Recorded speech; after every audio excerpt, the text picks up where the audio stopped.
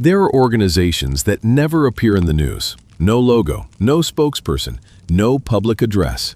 But they are shaping the world you live in, day by day, decision by decision, war by war.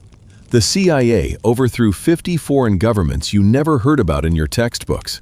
The KGB poisoned, assassinated, and rewrote history in invisible ink. A group of 150 people meets behind closed doors every year. No minutes, no cameras. And then the world changes. You think presidents make their own decisions? You think markets run themselves? You think history happens by accident? In this video, we'll explore the 10 most powerful and secretive organizations on the planet.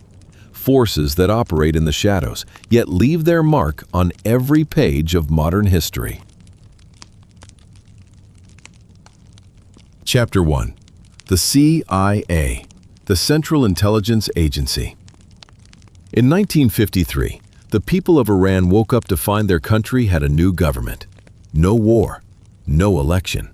In a single night, the legitimately elected Prime Minister, Mohammad Mossadegh, vanished from power, and a pro-American dictator took his seat.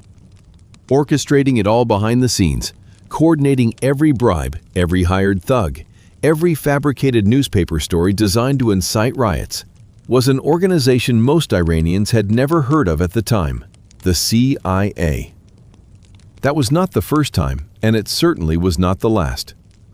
To understand what the CIA is, you need to know what it was created to do. In 1947, President Harry Truman signed a piece of legislation, and the CIA was officially born.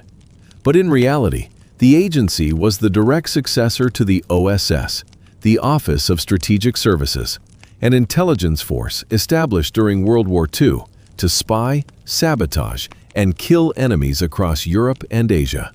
The CIA's founders were not desk-bound bureaucrats. They were field-tested operatives who had lived under false identities in Paris, Berlin, and Tokyo. People who had learned that in the world of intelligence, there is no line between right and wrong, only results. The CIA's official mandate at its founding sounded harmless enough. Collect and analyze foreign intelligence, then report to the president. No operating on American soil, no arresting anyone, no conducting military operations. But from the very beginning, a vague clause was embedded in the law. The CIA was permitted to carry out other functions and duties related to intelligence, as directed by the president. That ambiguous phrase, other functions and duties, became the door through which everything else walked. If you took a map of the world and marked every country where the CIA has covertly intervened since 1947, you would need a great deal of red ink. Guatemala, 1954. President Jacobo Arbenz began land reform, taking land from foreign corporations and redistributing it to poor farmers. One of the hardest-hit companies was the American-owned United Fruit Company. The CIA labeled it a communist threat. Months later, Arbenz was overthrown in the CIA-organized and CIA-funded coup. Guatemala descended into a civil war, lasting 36 years, that killed more than 200,000 people. Congo, 1960. Patrice Lumumba, the first prime minister of a nation that had just broken free from colonial rule, was assassinated. Declassified documents later confirmed the CIA had planned his killing. The reason? Lumumba appeared to be leaning toward the Soviet Union. In reality, he simply wanted his country to be truly independent. Chile, 1973. Salvador Allende, Chile's democratically elected president, died in a military coup. The CIA had spent years beforehand funneling money to opposition groups, funding anti-government media, and backing the generals plotting his overthrow. Pinochet seized power and tortured tens of thousands of people in the years that followed. Washington called it a victory for freedom. These are not conspiracy theories. These are records that the U.S. government itself has declassified and acknowledged. While CIA operatives worked in the field, inside headquarters in Langley, Virginia, a group of scientists was doing things that, if described aloud, would sound like science fiction. The MK-Ultra program began in 1953 and ran for 20 years. Its goal: find a way to control the human mind. The CIA secretly tested hallucinogenic drugs, including LSD, on people who had no idea what was happening. Psychiatric patients, prisoners, even CIA employees themselves. Some subjects were locked in rooms for days, subjected to psychological torture, forced to listen to voices and music playing on endless loops. The aim was to create a human being who could be programmed to do anything on command, including kill, and remember nothing afterward. The program was discovered in the 1970s. The CIA director at the time ordered all records destroyed, but some documents survived because they had been misfiled in an accounting archive. From those surviving pages, the world learned only a fraction of what had actually taken place.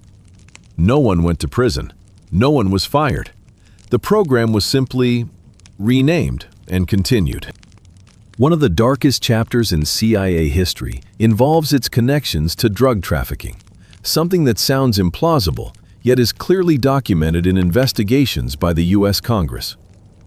During the Vietnam War, the CIA operated a front airline called Air America. Officially, it was a civilian cargo company. In practice, many of its flights carried opium from the Golden Triangle, the border region between Laos, Myanmar, and Thailand, for distribution. Drug money was used to fund anti-communist militias the CIA could not openly request congressional funding for. A decade later, in Nicaragua, the story repeated itself. The CIA backed the Contra forces fighting the Sandinista government. The U.S. Congress banned funding for the Contras. The CIA found alternative financing. Some of it came from cocaine traffickers who traded their product for protection and safe flight paths into U.S. territory. White powder flooded poor neighborhoods in Los Angeles and Chicago. Black American communities were devastated by the crack cocaine wave of the 1980s. The CIA denied everything. Journalist Gary Webb investigated and published the story in 1996.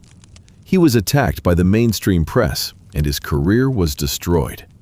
In 2004, he died from 2 self-inflicted gunshot wounds to the head. Police ruled it a suicide.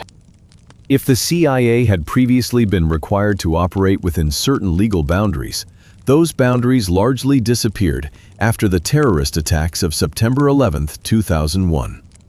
President Bush signed a document authorizing the CIA to use enhanced interrogation techniques, a polite way of saying torture.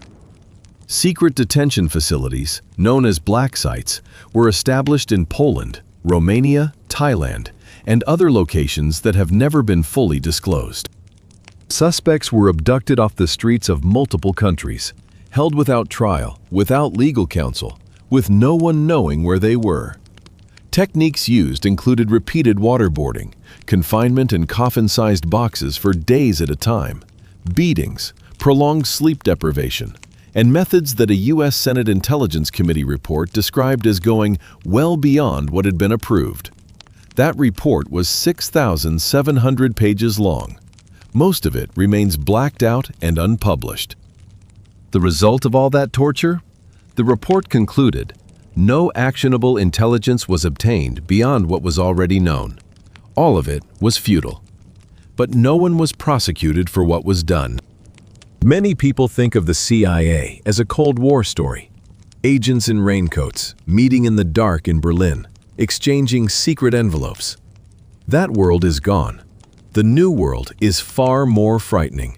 In the internet age, the CIA doesn't need field agents to know what you're thinking. Edward Snowden, a former NSA employee with close ties to the CIA, revealed in 2013 that U.S. intelligence agencies had built a global surveillance system capable of monitoring virtually every phone call, every email, every message sent by billions of people around the world, including those who are entirely innocent and pose no threat whatsoever. In 2017, WikiLeaks published a cache of documents known as Vault 7, internal CIA files on its cyber attack tools. From those documents, the world learned that the CIA has the ability to turn your smartphone into a listening device, even when it appears to be switched off. It can remotely control internet-connected vehicles. It can infiltrate smart TVs to listen to every conversation in your living room without your knowledge. Technology changes. The nature of the CIA does not. There are many intelligence agencies in the world. Britain's MI6, Israel's Mossad, Russia's SVR, China's MSS, all secretive, all dangerous, all with long histories of doing things they will never publicly acknowledge. But the CIA operates on a different level. First, the budget. The exact figure is a state secret, but estimates from leaked documents suggest the CIA operates on tens of billions of dollars per year, more than the entire defense budget of many nations.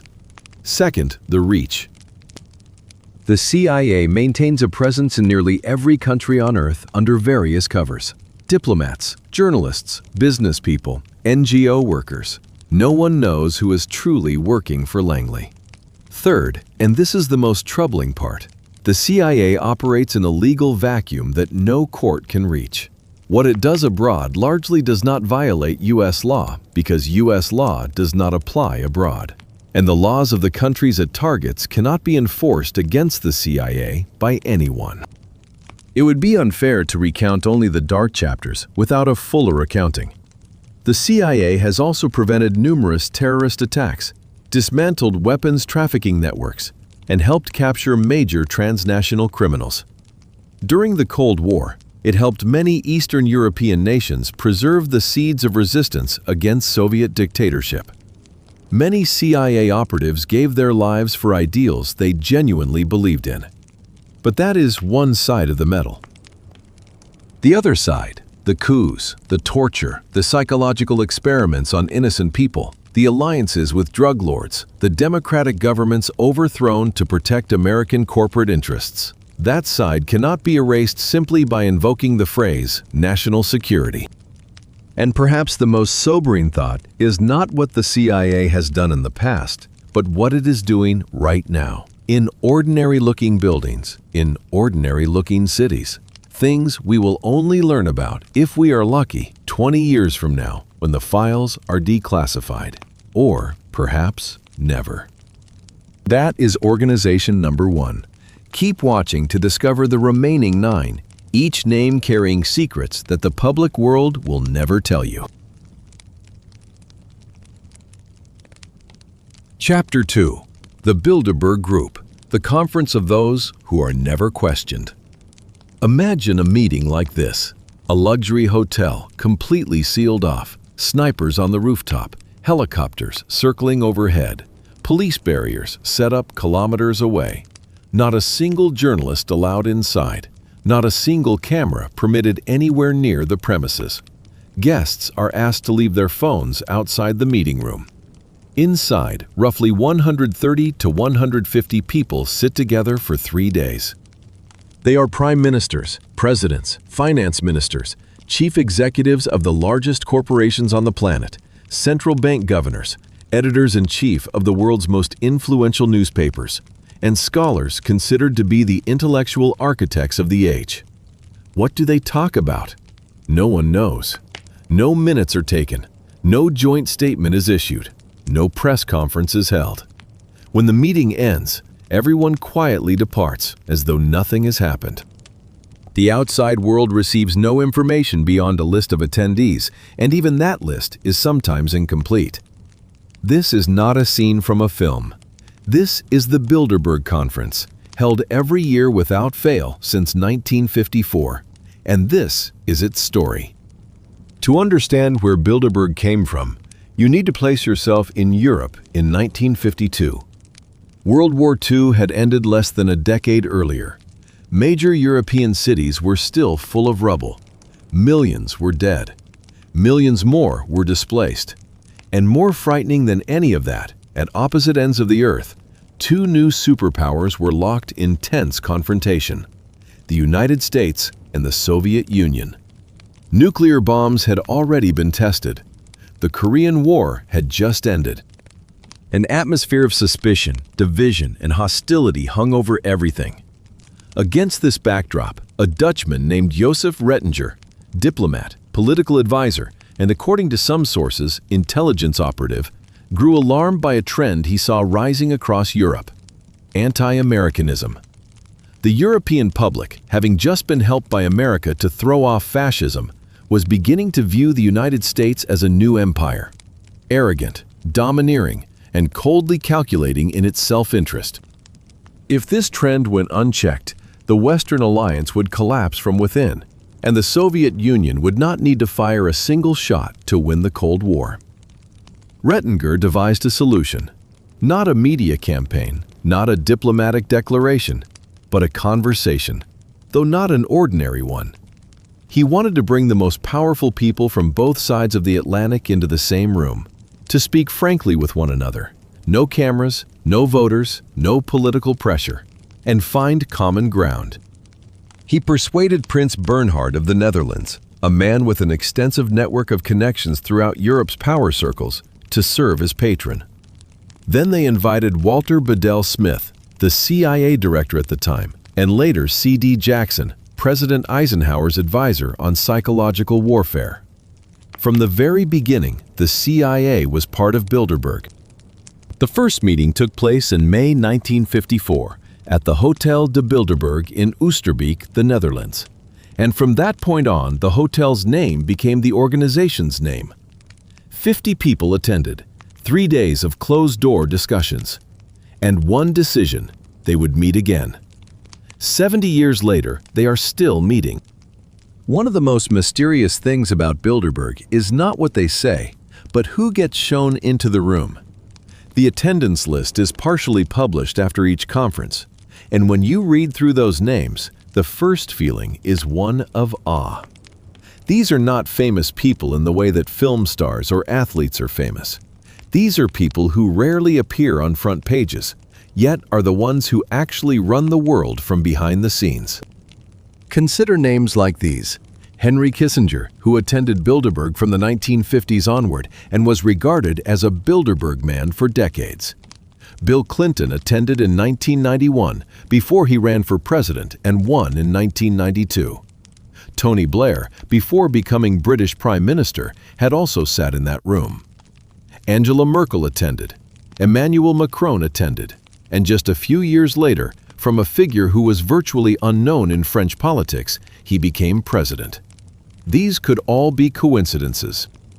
But the sheer number of such coincidences has led people to ask, is Bilderberg a place where promising figures are quietly vetted and selected before being elevated to positions of power? Those who defend Bilderberg say it is merely an informal discussion forum. No resolutions, no votes, no binding decisions of any kind. They compare it to an academic conference or a standard policy workshop, just with more accomplished participants and better security. But if this is just an ordinary seminar, why are there snipers on the roof? Bilderberg operates under a principle called the Chatham House Rule, named after a prominent British policy research institute. The rule is simple but extraordinarily powerful. When a discussion takes place under the Chatham House Rule, participants are free to use the information they gain from the meeting, but may not reveal the identity or affiliation of anyone who said it. In other words, you can go home and make decisions based on what you heard in that room. You can pass the substance on to your subordinates.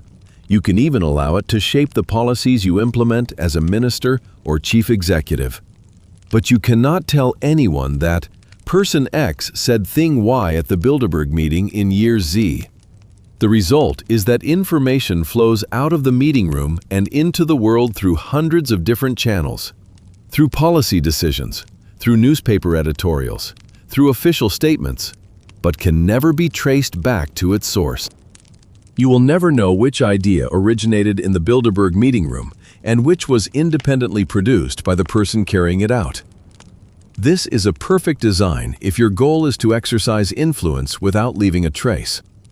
Bilderberg is not entirely silent about its content. After each conference, it publishes a list of discussion topics, but this list tends to consist of nothing more than broad headings like the global geopolitical situation, the future of Europe, artificial intelligence and society, or economic stability. Phrases vague enough to reveal nothing specific, yet sufficient to demonstrate that they are not entirely secret. However, from fragments of information that have leaked over the years, from attendees who let something slip, from documents left behind in hotel photocopiers, from journalists who persistently followed the trail, some of what is actually discussed has gradually come to light.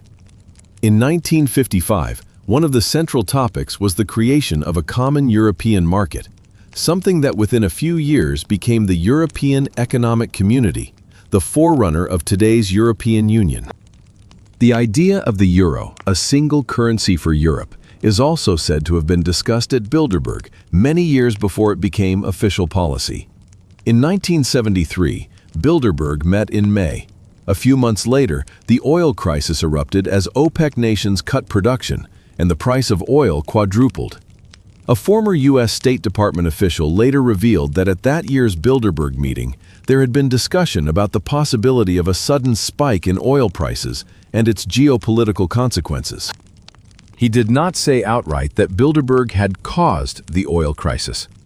But the question it raises remains. Did they know in advance, or did they decide? The faces behind the curtain. Who actually runs Bilderberg? Bilderberg has no clearly defined public organizational structure, but from what is known, it is governed by a steering committee of roughly 35 people, figures who are not well known to the public but wield considerable influence behind the scenes. For many decades, David Rockefeller, heir to the Rockefeller financial empire and former chairman of Chase Manhattan Bank, was considered the central figure of Bilderberg. He did not merely attend, he also co-founded the Trilateral Commission and held a seat on the CFR. If any single person embodied the idea of an invisible global elite network, it was David Rockefeller, and he never truly denied it. In his memoir published in 2002, Rockefeller wrote a passage that conspiracy theorists have quoted ever since, to the effect that he and his family stood accused of being part of a secret cabal working against the best interests of the United States, conspiring with others around the world to build a more integrated global political and economic structure. And he acknowledged that charge was accurate, adding that he was proud of it. When the central figure of a secretive organization personally confirms that he is building a global structure, the line between conspiracy theory and reality begins to blur in rather interesting ways. One of the strangest things about Bilderberg is how the mainstream media treats it, or more precisely, how it does not. Consider the contrast. When the G7 meets, thousands of journalists descend on the host city. When the World Economic Forum opens in Davos, every major television network provides continuous coverage. But when Bilderberg meets, a gathering of people more powerful than even those at Davos, most of the major American and European newspapers fall almost completely silent. This is not because newsrooms are unaware of Bilderberg's existence. Many editors-in-chief and media proprietors have themselves attended as guests. The New York Times, the Washington Post, the Financial Times, The Economist, all have had people who once sat in that meeting room. A British journalist named Charlie Skelton spent years persistently tracking and reporting on Bilderberg. He recounted that when he approached the hotel where the meeting was being held, he was surveilled by Bilderberg security personnel, questioned by local police without any clear justification, and expelled from public cafes where he had been working, all while standing on the soil of a democratic country, in public spaces, having broken no law whatsoever. He asked the obvious question: if this is just an ordinary academic seminar, why is a journalist treated that way? When it comes to Bilderberg, there are two completely opposing schools of interpretation. The first, commonly labeled conspiracy theory, holds that Bilderberg is the world's true government, a place where a small group of the ultra-wealthy and ultra-powerful make decisions affecting billions of people without any democratic mandate whatsoever. In this view, elections, parliaments, constitutions, all are staged performances, while the real decisions are made in closed rooms like Bilderberg. The second, mainly academics and mainstream journalists, counters that Bilderberg is simply an informal networking forum where busy people can speak frankly with one another without worrying about cameras or public statements. They argue that the idea of 130 people from many different countries, industries, and political persuasions reaching consensus to steer the entire world in a single direction is simply not plausible, and that history shows the world remains as chaotic and disorganized as ever, hardly resembling the portrait of a world tightly controlled by an elite. The truth, as is often the case, probably lies somewhere in between. Bilderberg is most likely not a secret world government in any literal sense. No one in the room is pressing buttons to manipulate stock markets or issuing orders to presidents. But it would equally be wrong to say that what happens over those 3 days produces no consequences at all. What Bilderberg actually does is manufacture consensus, not through commands, but by bringing the world's most powerful people together to talk, to understand one another's perspectives, and to leave with shared ideas that each will implement in their own role. A prime minister departs the meeting room with a fresh outlook on trade policy. A central bank governor leaves with an understanding of which direction his counterparts in other countries intend to move. A newspaper editor walks out the door knowing which stories he will not write and which stories he has decided to put on the front page. No orders necessary, only consensus. And that consensus, among the people who control the money, the militaries, the information, and the laws of half the world, carries more force than any official command ever could. Bilderberg has not always managed to maintain its flawless exterior. In 1976, the Lockheed scandal broke. The American aircraft manufacturer was found to have bribed government officials in multiple countries to win contracts. Subsequent investigation revealed that Prince Bernhard of the Netherlands, the founder and patron of Bilderberg, had accepted more than $1 million in bribes from Lockheed. He was forced to relinquish all his military and public positions, including his role as Bilderberg chairman. It was the first time the world looked inside Bilderberg and found something other than scholarly discussion. In 2010, investigative journalist Daniel Estulin, who had spent years researching the group, not as an official member, published a book titled The True Story of the Bilderberg Group. He described Bilderberg as a mechanism through which the global financial and political elite coordinate policy to protect their own interests, particularly during economic crises. The book sold widely in many countries, but received virtually no coverage from the major mainstream press in the United States or Britain, something Estulin cited as evidence of Bilderberg's influence over the media. There is a philosophical question at the heart of every debate about Bilderberg that no one has ever satisfactorily answered. In a democracy, power belongs to the people, at least in theory. Citizens vote to elect representatives. Those representatives make decisions under a mandate from the public. Every important meeting, every major decision must be subject to transparency and accountability. Bilderberg dismantles that logic entirely. When an elected prime minister sits in the Bilderberg meeting room and exchanges views with people who hold no democratic mandate whatsoever, billionaires, bank directors, corporate executives, and then returns home to implement policies shaped by those conversations without disclosing their origin, who exactly are his voters electing? Are they choosing their representative, or are they choosing ideas formed in a room they did not even know existed? That question requires no villain, no plot, no conspiracy theory to ask.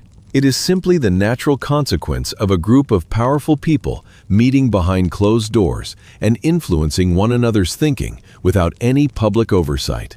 That is why many serious political researchers, not people who believe in reptilian rulers or secret world governments, still regard Bilderberg as a genuine problem for contemporary democracy. Not because it is sinister, but because it is invisible. 70 years after the first meeting at the Hotel de Bilderberg in the Netherlands, the conference is still being held. The venue changes each year. Austria one time, Canada another, Italy the next. But the structure, the security, and the operating principles remain unchanged. The names in the room today differ from those of the 1950s. Fewer Cold War political figures, more technology leaders. The heads of Google, Microsoft, and Amazon have appeared on attendance lists. The founders of the world's largest investment funds are present. The people shaping the future of artificial intelligence sit in the same room as those running central banks and military establishments. And the world outside still has no idea what they are saying. Perhaps they are discussing how to address climate change. Perhaps they are debating the risks that AI poses to the global economy. Perhaps they are exchanging views on a rising geopolitical conflict somewhere that the rest of us have not yet heard about. Or perhaps they are deciding something else entirely. We do not know. And that is the whole point.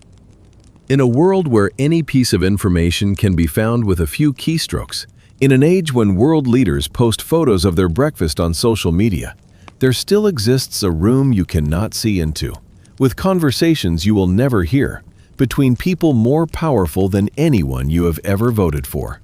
And they meet once a year, as reliably as the seasons. That is Bilderberg. Not a conspiracy, but something that may be even more worth thinking about. A system of power that is entirely legal, entirely real, and entirely beyond your line of sight. Stay with us for organization number 3, an institution that once made the entire world tremble at the mere sound of its name. Chapter 3. The KGB, the agency that made the entire world tremble with just 3 letters. In 1978, a man named Georgy Markov was standing at a bus stop on Waterloo Bridge in London when he felt a sharp sting on the back of his right thigh.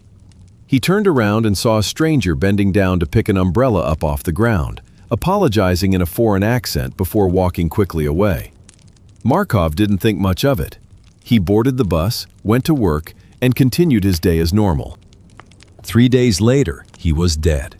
The autopsy revealed a tiny metal pellet, smaller than a pinhead, crafted from a platinum iridium alloy, embedded deep in the tissue of his thigh. Inside the pellet was a small quantity of ricin, one of the most potent naturally occurring poisons known to science, with no antidote. The stranger's umbrella had in fact been a specially modified weapon designed to fire that pellet into the victim's body without leaving any trace visible to the naked eye. Georgy Markov was a Bulgarian writer who had defected to the West and worked for the BBC, regularly broadcasting critiques of the Bulgarian communist regime and the Soviet Union. The investigation into his assassination later confirmed it had been carried out by Bulgarian intelligence, acting on the direction of, and with direct technical assistance from, the KGB. That was the KGB. No gun, no explosion, just an umbrella and 3 days. To understand the KGB, you need to know that it did not emerge from thin air.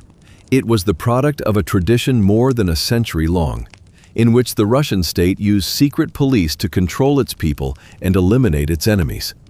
It all began with the Cheka, the acronym for the All-Russian Extraordinary Commission for Combating Counter-Revolution and Sabotage, established just weeks after the Bolshevik Revolution of 1917. The head of the Cheka was Felix Dzerzhinsky, a Polish-born nobleman who had abandoned everything to become a fanatical communist revolutionary. Under his leadership, the Cheka carried out what became known as the Red Terror, a campaign of mass executions aimed at eliminating anyone deemed an enemy of the revolution. No trial required, no evidence required. A denunciation alone was enough. The Cheka was later renamed the GPU, then the OGPU, then the NKVD, and under Stalin, the NKVD became the instrument of one of the most brutal campaigns of mass terror in human history. The Great Purge of 1936 to 1938 killed more than 750,000 people and sent millions more to forced labor camps in Siberia. The victims were not only genuine political enemies, they were anyone who had been denounced, anyone with a relative under suspicion, anyone who owned a piece of land or held a position that someone else coveted. In 1954, After Stalin's death and the reorganization of the state, the NKVD was renamed for the last time, the KGB, Komitet Gosударственной Безопасности, or the Committee for State Security. A new name, the same machinery, and a spirit entirely unchanged. At the height of its power, the KGB was not simply an intelligence agency. It was a state within a state, a parallel empire existing at the heart of the Soviet Union, with a scale and reach that few comparable organizations anywhere in the world could match. The KGB's official staff in the 1980s was estimated at around 480,000 people, comprising intelligence officers, agents, political police, border troops, and special forces. But that figure was only the visible tip of the iceberg. Beyond it, the KGB maintained a network of informants, ordinary citizens recruited to report on their neighbors, colleagues, and even their own spouses and children, estimated to number in the millions across the Soviet Union. What did that mean in practice? It meant that in the Soviet Union, you never truly knew who was watching you. Your closest friend, your most neighborly neighbor, your most helpful colleague. Any one of them might be filing reports on you to the KGB. Not necessarily because they were malicious, but sometimes because they had been coerced, threatened, or simply because they wanted to be left in peace.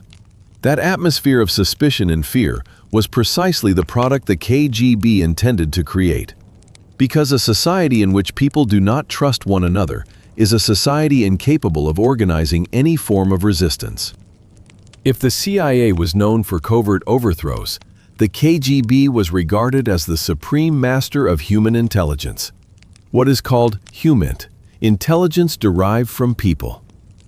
KGB operatives were not simply individuals carrying false names and living abroad. They underwent years of training to become entirely different people, equipped with complete fabricated biographies, able to speak a second language without a trace of foreign accent, and so deeply versed in local culture and customs that they could dissolve completely into the society they had infiltrated. The KGB's illegals program was the most definitive example of this. These were agents inserted into Western countries, not under diplomatic or commercial cover, but living entirely as ordinary people for decades. They married, had children, built careers, made friends, and participated in community life. And throughout all of it, they quietly gathered intelligence and built networks. The most widely known recent case came in 2010, when the FBI arrested a network of 10 Russian agents living undercover in the United States, some of whom had lived there for more than 20 years, married American spouses, had children born on American soil, and owned established homes. Their children grew up with no idea who their parents truly were. This was not the KGB, since the KGB had been dissolved. This was the SVR, the KGB's successor. But it was precisely the technique the KGB had perfected over decades of Cold War operations. One of the most legendary KGB spy stories runs in the opposite direction, that of Kim Philby. Philby was British, worked for MI6, rose to a position near the very top of British intelligence, and throughout his entire career was working for the KGB. He went undetected for decades, handing over countless Western secrets to Moscow, and was part of the group known as the Cambridge Five. 5 Cambridge graduates recruited by the KGB while still students, who spent their entire careers operating as deep cover agents within the British government and intelligence services. The story of Philby and the Cambridge Five was not merely a KGB intelligence success. It was proof that the KGB understood something many Western intelligence agencies did not grasp deeply enough. People are the single greatest vulnerability in any security system. There is no need to break the lock if you can persuade the person holding the key to hand it to you willingly. Beyond traditional espionage, the KGB was also the architect of a different kind of conflict: psychological warfare, or in KGB terminology, active measures. The core idea was not complicated. Rather than using force to defeat the enemy, make the enemy defeat itself. by sowing seeds of doubt, division, and disinformation within its own society. The KGB devoted enormous resources to creating and spreading fabricated information. They forged letters attributed to American officials, manufactured fake documents designed to stoke suspicion about American intentions, and covertly funded political activist groups in the West without disclosing the true source of their financing. One of the KGB's most notorious disinformation campaigns was the spread of the claim that the HIV/AIDS virus had been created by the CIA in a laboratory to destroy black people and gay people. The campaign began in the mid-1980s and spread across many developing countries so effectively that even today, decades after the KGB ceased to exist, there are still people who believe it. But perhaps the KGB's most effective psychological warfare operation was not aimed at external enemies at all. It was aimed at the Soviet Union's own population. For decades, the KGB maintained a comprehensive system to control information and shape the perceptions of 280 million Soviet citizens.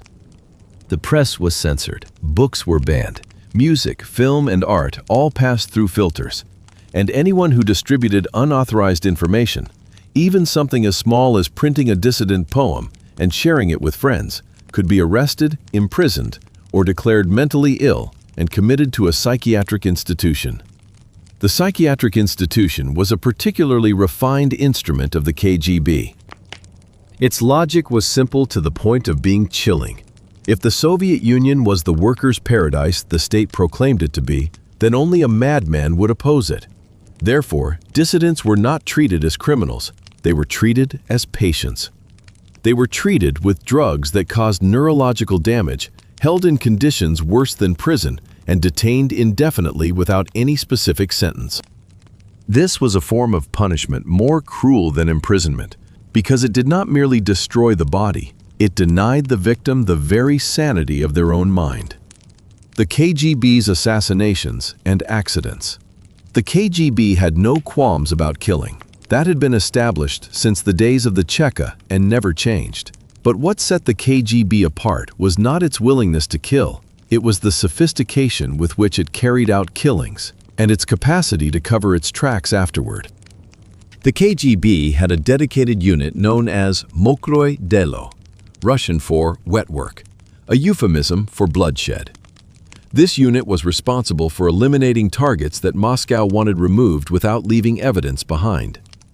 Leon Trotsky, who had led the Bolshevik Revolution alongside Lenin but later became Stalin's enemy, was assassinated in 1940 in Mexico with an ice axe driven into his skull.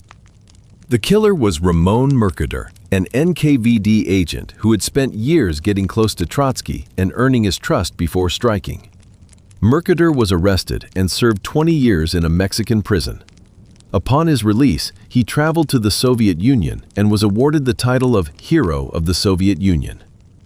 Stepan Bandera, the leader of the Ukrainian nationalist movement, was assassinated by the KGB in Munich in 1959, using a weapon disguised as a cigarette case that fired cyanide pellets. His death was initially ruled a heart attack, until the agent who carried it out, Bohdan Stashinsky, defected to the West 2 years later and confessed everything. Alexander Litvinenko, a former FSB officer who had fled to Britain and was actively accusing Putin and the FSB of murder, was poisoned with polonium-210, an extraordinarily rare radioactive substance that can only be produced in a state nuclear reactor. He died in agony in London in 2006. A subsequent British inquiry concluded that the poisoning had been carried out by 2 Russian nationals and had probably been approved by the FSB director and President Putin. This was not the KGB, but it was the FSB, the KGB's direct successor organization, led by many people with KGB backgrounds, including Vladimir Putin himself. That is the thread running through this entire story. The KGB may have died in name, but its people and its techniques did not. One of the most secretive divisions of the KGB was Laboratory Number 1, referred to internally as the Chamber or the Doctor's Laboratory. established during Stalin's era with the specific mandate of developing undetectable poisons for use in assassinations.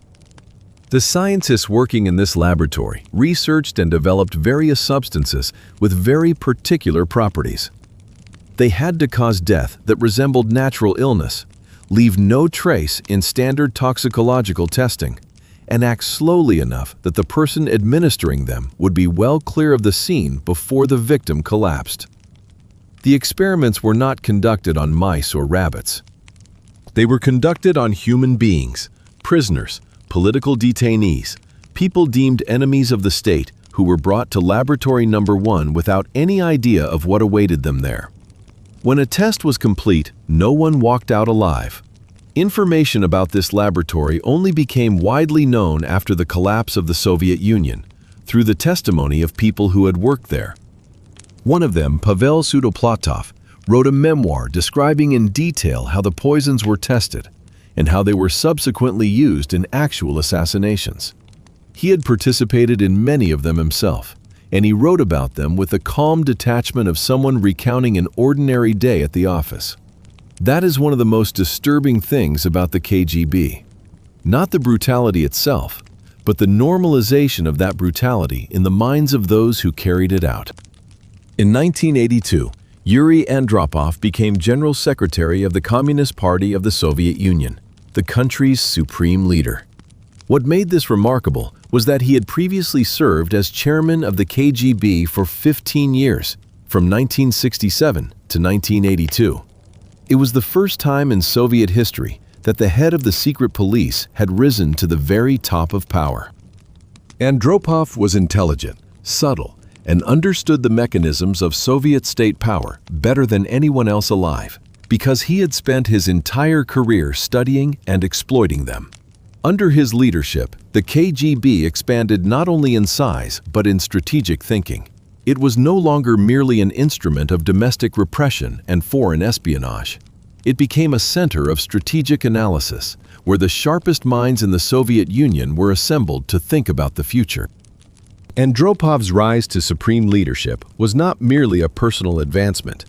It marked the full maturation of a worldview that real power does not come from armies or political parties, but from information and control. The KGB was the organization that possessed more information about more people and more things in the Soviet Union than any other. And Andropov demonstrated that such information could be converted into absolute political power. After Andropov, there would be one more person from the KGB who rose to the very top, and that person would climb higher, stay longer, and shape the world in ways Andropov could never have imagined. But we will come to that person later. In 1991, the Soviet Union collapsed. The red flag came down over the Kremlin. Statues of Lenin were toppled across the country. And the KGB, the organization that had existed for 37 years as the beating heart of the Soviet state, was officially dissolved. The world breathed a sigh of relief. Many believed it was the end. They were wrong. The KGB did not die, it transformed. It was broken up and reorganized into several smaller agencies. The FSB handling domestic security, the SVR managing foreign intelligence, the FSO protecting senior officials, and various others. The buildings remained, the equipment remained, and most importantly, the people remained. Hundreds of thousands of skilled KGB officers did not vanish when the Soviet Union fell apart. They simply changed their employee badges. Some of them moved into the private sector and became business oligarchs. Some remained within Russia's new state apparatus, and a smaller number continued doing precisely what they had always done, just under a different name. Then in 1999, a former FSB director was appointed Prime Minister of Russia. His name was Vladimir Putin. He had joined the KGB in 1975, served as an intelligence officer in East Germany for years, and after the Soviet collapse, followed the path of many former KGB officers, gradually climbing through local government, then the federal administration, then to the head of the FSB, and finally to the presidency. At a meeting with former FSB colleagues in 1999, Putin delivered a line that has since become famous. A group of FSB operatives has been dispatched to take over the government, undercover. He said it as a joke, but he was not wrong. People often say the KGB belongs to history, to the Cold War, to a world that has passed. But its legacy is still shaping the world today in very concrete ways. The disinformation techniques the KGB perfected in the 1970s and 1980s, creating fake accounts, spreading false information, amplifying existing social tensions to fracture enemy societies, have been applied in the age of social media with many times the effectiveness. The only difference is that instead of requiring hundreds of agents and years of groundwork, a few hundred fake accounts and a few months of coordinated activity can now sow profound confusion and division within a democratic society. The sophisticated poisoning techniques developed in KGB Laboratory No. 1 continue to be used. The poisoning of Litvinenko with polonium in 2006. The nerve agent Novichok attack targeting former double agent Sergei Skripal and his daughter in Salisbury, England in 2018. Both bore the technical hallmarks and operational logic of the KGB, aimed not only at killing the target, but at sending a message to everyone else who might be considering betraying or opposing Moscow. No matter where you flee, no matter which country you live in, we will find you. That is not the message of a dead organization. That is the message of one that is very much alive. When thinking about the secretive power organizations in the series, each has its own defining characteristic. The CIA is frightening because of its money and its global reach. Bilderberg is unsettling because of the secrecy of people who have no need to be secretive. The KGB is frightening for a different reason. It demonstrated that you can exercise complete control over a society of 280 million people for decades. Not by monitoring everyone at all times, but simply by making everyone believe they are being monitored at all times. That distinction matters enormously. A state that exercises total control requires unlimited resources. But a state that makes its citizens monitor one another and monitor themselves, out of fear, out of suspicion, out of never knowing who is watching, only needs to create and sustain that atmosphere. The KGB did this to perfection. And the most sobering thought, as you sit here reading the story of the KGB, is this question. In an age when your phone knows where you are, when security cameras blanket every public space, when algorithms know what you like to read and watch and think, how much distance actually remains between that world and the world the KGB built in the Soviet Union? The KGB is gone. But what it taught the world about how to control human beings, that remains, being studied, being refined, and being applied. Just by people in suits instead of uniforms, sitting in the offices of technology companies rather than in the gray KGB buildings of Moscow. The KGB proved that real power does not come from weapons. It comes from fear and information. The next organization on our list applied that lesson in a far more subtle way. No secret police, no poison laboratory, just a room in Connecticut and dark ceremonies conducted in the night. That is Skull and Bones. Chapter 4. Skull and Bones. The secret society that produces the rulers of America. There is a building on the campus of Yale University in New Haven, Connecticut that has no windows. Not windows that have been sealed over. Not windows covered by curtains. But no windows at all. From the day the building was constructed in 1856 right up to the present. Solid brick walls, steel doors. No visible entrance from the outside. People call it the tomb. Yale students walk past that building every day. They know it is there. They know its name. But the overwhelming majority of them will never set foot inside. Not because they have no desire to, but because they are not permitted. Only 15 people are chosen each year. And those people, when they step through the steel door for the first time, enter a world about which they will not be allowed to speak to anyone. Not to their parents, not to their partners, not to their closest friends. That is Skull and Bones, and its story is stranger than any film you have ever seen. In 1832, a Yale student named William Huntington Russell returned from a year of study in Germany with an idea forming in his mind. In Germany, Russell had encountered the intellectual secret societies flourishing across European universities at the time. Organizations that blended philosophy, esoteric ritual, and elite networking. He was deeply impressed by how these groups were not merely venues for academic discussion, but lifelong networks. Once you were inside, you had a brotherhood that pledged to support one another in every circumstance, whether in career, business, or politics. Russell returned to Yale and, together with Alphonso Taft, father of future President William Howard Taft, founded a comparable organization. They called it the Society of the Skull and Crossbones, taking their symbol from the image of a skull with two bones crossed beneath it, the emblem of death, but within the society's context, carrying the meaning of rebirth, the death of the old self to be reborn within the new community. From that year onward, Skull and Bones has selected exactly 15 members annually, no more, no fewer, from among the most accomplished, most promising, and typically most well-connected students at Yale and in America. Nearly 2 centuries later, that tradition remains unchanged. Each spring, junior year students considered potential candidates go through a process known as Tap Day. On that day, current members of Skull and Bones appear suddenly before their chosen candidates, typically catching them mid-afternoon in the library, at lunch, or walking across campus. Tap them on the shoulder and say exactly 2 words: Skull and Bones. Accept or reject. Almost no one refuses. Those who accept are directed to the tomb that evening, where the initiation ceremony takes place.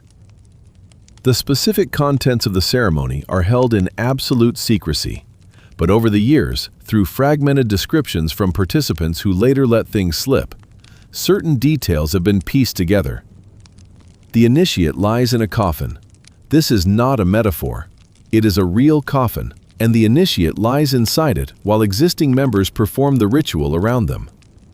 The symbolic meaning is the death of the old self and rebirth as a member of Skull and Bones. The initiate is then asked to confess their most deeply held personal secrets before the assembled membership, a ritual designed to forge bonds through vulnerability and to provide the society with information that could theoretically be used to ensure lifelong loyalty. When the ceremony ends, the initiate is given a new name, one used exclusively within the society. From that point on, their life splits into 2 parallel tracks: the outward life that the world can see, and the inner life within Skull and Bones that the world is never permitted to know. In 2001, a group of journalists from the independent organization Deer Island slipped inside the tomb when a door was left ajar and photographed the interior before being expelled. What they found was not entirely what one might imagine when picturing a sinister secret society, but it was not entirely ordinary either. Inside were numerous rooms decorated in the classical style of centuries past. The walls were hung with portrait paintings of former members, faces looking down from gilded frames. There was a room with a long dining table and chairs like the dining hall of a 19th century gentleman's club. There was a meditation room lit by candlelight, and everywhere the skull symbol, on the walls, on decorative objects, on ritual implements.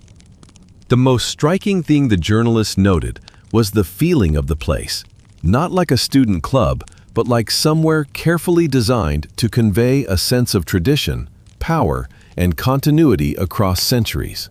Everything inside communicated the same message to anyone who entered. You are part of something larger than yourself. It existed long before you and will continue long after you are gone. That is an extraordinarily powerful message for a 21-year-old student to receive. If Skull and Bones were merely an entertaining student club with peculiar rituals, it would have no place in this series. What puts it here is the list of people who have been members and what those people went on to do after leaving Yale. Alphonso Taft, the co-founder, later became U.S. Attorney General and Secretary of War.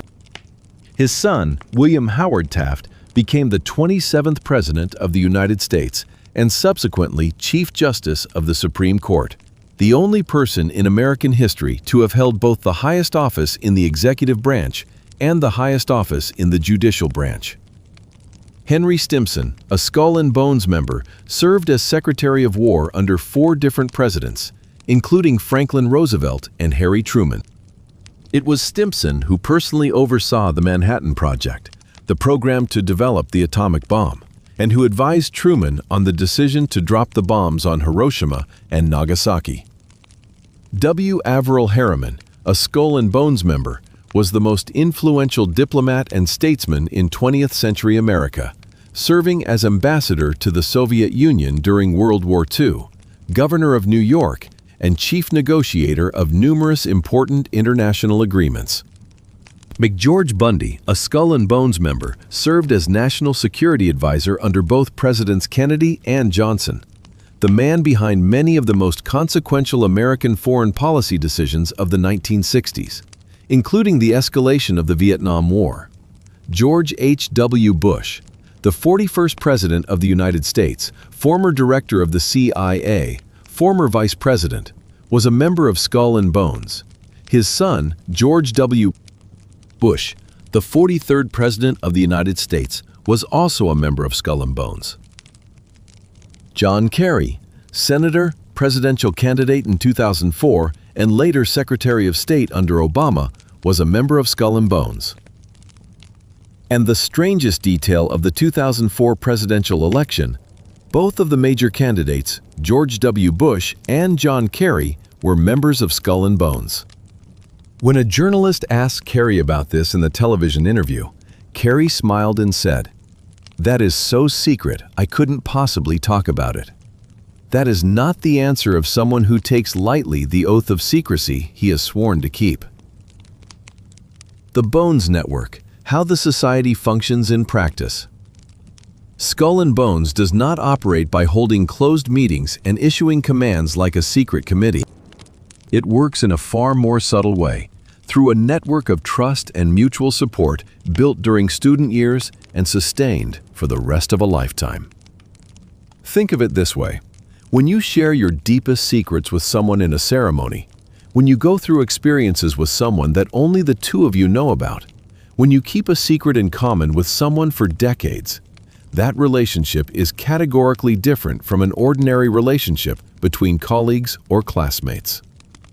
That is what Skull and Bones creates, not spies or conspirators, but men and women bound to one another by the invisible thread of shared secrets, of loyalty tested and proven, of the sense of belonging to a special community that the rest of the world cannot touch. When a Skull and Bones member needs an introduction to a major law firm, another member makes a phone call. When a member running for office needs campaign funding, another member opens their wallet. When a member shaping policy needs sensitive information from another sector, another member who happens to work in that sector can have a conversation that outsiders simply cannot have. No one issues commands. No one is obligated to do anything. But everyone understands that when it is possible to help a bonesman, the internal term for a member, one should help. And that help will be returned when the time comes. This is the social network in its most elemental and effective form, built not by algorithms, but by secrets, loyalty, and time. One of the most striking features of Skull and Bones history is the intimate connection between the society and the CIA. So close that some scholars have referred to the CIA as the Skull and Bones organization. When the CIA was founded in 1947, many of its initial leadership positions were filled by Yale alumni, and a significant proportion of those were Skull and Bones members. William Bundy, a Bones member, worked for the CIA and was the brother of McGeorge Bundy, who headed the National Security Council. James Buckley, a Bones member, worked in the CIA and later became a U.S. Senator. But the most concentrated example of this fusion is James Jesus Angleton, the head of the CIA's counterintelligence division for decades, widely regarded as one of the most consequential figures in CIA history. Angleton was not himself a bonesman, but he worked alongside and under the direction of many bonesmen throughout his career, and the Yale Skull and Bones Network formed the backbone of the division he built. This connection is not a conspiracy. It simply reflects the reality that in its early years, the CIA recruited primarily from America's academic elite, and Yale, particularly Skull and Bones, was the factory that produced that elite. The result was a self-reinforcing circle of power. Skull and Bones produced leaders. Those leaders entered the CIA and government, and when they hired new people, they hired from the network they trusted most, the network of bonesmen. In 1986, a descendant of Geronimo, the legendary Apache chief, filed a lawsuit against Skull and Bones and the U.S. government with a remarkable accusation. Skull and Bones was holding Geronimo's skull inside the tomb. According to the claim, Prescott Bush, father of President George H.W. Bush and grandfather of President George W. Bush, himself a bonesman, had robbed Geronimo's grave at Fort Sill, Oklahoma in 1918. Along with several fellow Skull and Bones members, and brought the skull back to the tomb as a trophy. Skull and Bones denied everything. They acknowledged that skulls were present inside the tomb, but stated that none of them belonged to Geronimo. Geronimo's family refused to accept that answer and continued fighting to recover their ancestors' remains. The lawsuit was ultimately dismissed because the court determined the plaintiffs lacked legal standing to sue. No one knows the truth. But this story, whether true or not, reveals something important about the culture of Skull and Bones. This is an organization that, even when accused of keeping the skull of a dead man as a collectible item, responded with a denial that was not quite a complete denial, and the whole affair dissolved into shadow without any clear resolution. That is how Skull and Bones operates when challenged. Neither confirm, nor deny, nor explain, and wait patiently for public attention to move on. From its founding in 1832 until 1991, a span of 159 years, Skull and Bones admitted only men. This was not an unspoken policy or informal custom. It was a rigid rule, fiercely defended by alumni even after Yale, the university of which Skull and Bones is a part, had begun admitting women in 1969. For more than 2 decades, women studied at Yale, graduated from Yale, but were entirely excluded from the door of the tomb. In 1991, a group of active members at Yale voted to admit women for the first time. That decision immediately provoked a furious backlash from alumni. A group of former bonesmen, including several very powerful figures, sued to stop it, going so far as to change the locks on the tomb to prevent the current members from bringing women inside. Ultimately, the side that wanted change prevailed. Since 1991, Skull and Bones has admitted both men and women. But that battle revealed something important. This is not an organization that members leave behind after graduation. It is something they consider important enough to go to court over, to fight for, to spend money and time defending, decades after they have left Yale and built successful careers. That is the depth of commitment that a secret society had created within the people who had once been its members. There is a question that many people ask when studying Skull and Bones, and it is not a question about conspiracy or mystery. It is a question about the nature of power in a democratic society. America prides itself on being a land of equal opportunity, a place where anyone, from any background, can rise to the highest levels through talent and hard work. That is the story of the American dream that Americans tell one another and tell the world. Skull and Bones is evidence that this story is not entirely true. When roughly half the CIA directors in the agency's early history, numerous secretaries of state, 2 presidents, and many senators all emerged from a windowless room in a Connecticut university where only 15 people are chosen each year. What does equal opportunity actually mean in practice? This is not a matter of Skull and Bones ordering those people what to do. There is no one sitting in the tomb pulling the strings of American policy like a puppet master. But when the people making the most important decisions in the country once lay in coffins together, once told each other the most intimate secrets of their lives, once pledged unconditional loyalty to one another, are those decisions truly made in the interests of 330 million Americans, or in the interests of the network to which those decision-makers feel their deepest sense of belonging? That is not a question with a simple answer, but it is a question worth asking. Skull and Bones is still active. The tomb still stands on the Yale campus, as windowless as it was on the first day. 15 students are still chosen each year. The initiation ceremony still takes place, perhaps adjusted somewhat from 190 years ago, but unchanged at its core. The membership list from more recent decades is less well known than those of earlier generations, partly because awareness of Skull and Bones in society has grown, and many people prefer not to publicize their membership. But names still surface occasionally. Figures in Wall Street finance, in senior legal practice, in policy research institutions, in media. And when you draw lines connecting those names, you still see the familiar webs of power. The world changes. Power is no longer concentrated in Washington or Wall Street the way it once was. Silicon Valley produces young billionaires who need neither Yale nor Skull and Bones to wield global influence. New social networks, LinkedIn, private WhatsApp groups, exclusive private equity clubs, are creating modern versions of what Skull and Bones has been doing since the 19th century. But there is one thing Skull and Bones still possesses that no technology can replicate: history. The unbroken thread stretching from 1832 to the present day, connecting the people who shaped America across nearly 2 centuries, is something that cannot be faked or replaced by a social media app. And perhaps that is the most important thing about Skull and Bones.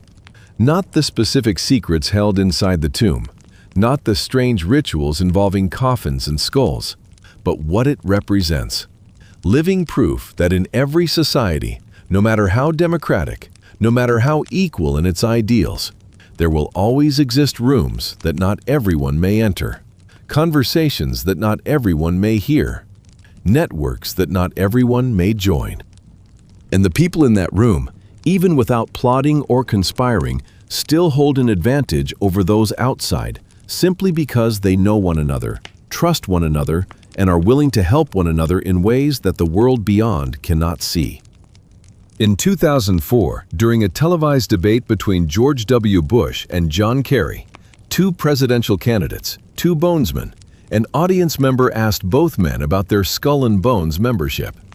Bush answered first, "It's so secret, I can't talk about it." Kerry answered next, "There's nothing to talk about. We're both members." Both laughed. The audience laughed. The moderator moved on to the next question. And that was all. 2 men competing to become the most powerful person in the world. Both members of the same secret society. And when asked about it, the response from both was a smile and "too secret to say." And no one in the room felt that warranted deeper examination. If that does not give you pause, perhaps it is worth reconsidering your reaction. Skull and Bones teaches us that power does not necessarily need to be seized. Sometimes it only needs to be inherited, passed down through closed ceremonies, shared secrets, and knowing nods exchanged between people who have known one another since they lay together in a coffin in a windowless room in Connecticut. The next organization on our list is not nearly as secretive as Skull and Bones.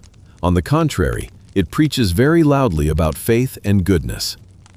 But beneath that surface lies a network of power and mystery that few would suspect. That organization is the Vatican. Chapter 5. The Vatican, the world's smallest state, with the greatest power in history.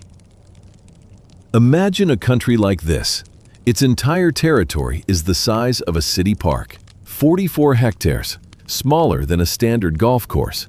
Its population is fewer than 1,000 people. No real army, no manufacturing economy, no natural resources, no seaport, no international airport. Yet this country maintains embassies in more than 180 nations, more than the United States. When its head of state appears in public, millions of people kneel. Its archives contain the secrets of 2,000 years of human history that no scholar is free to access at will.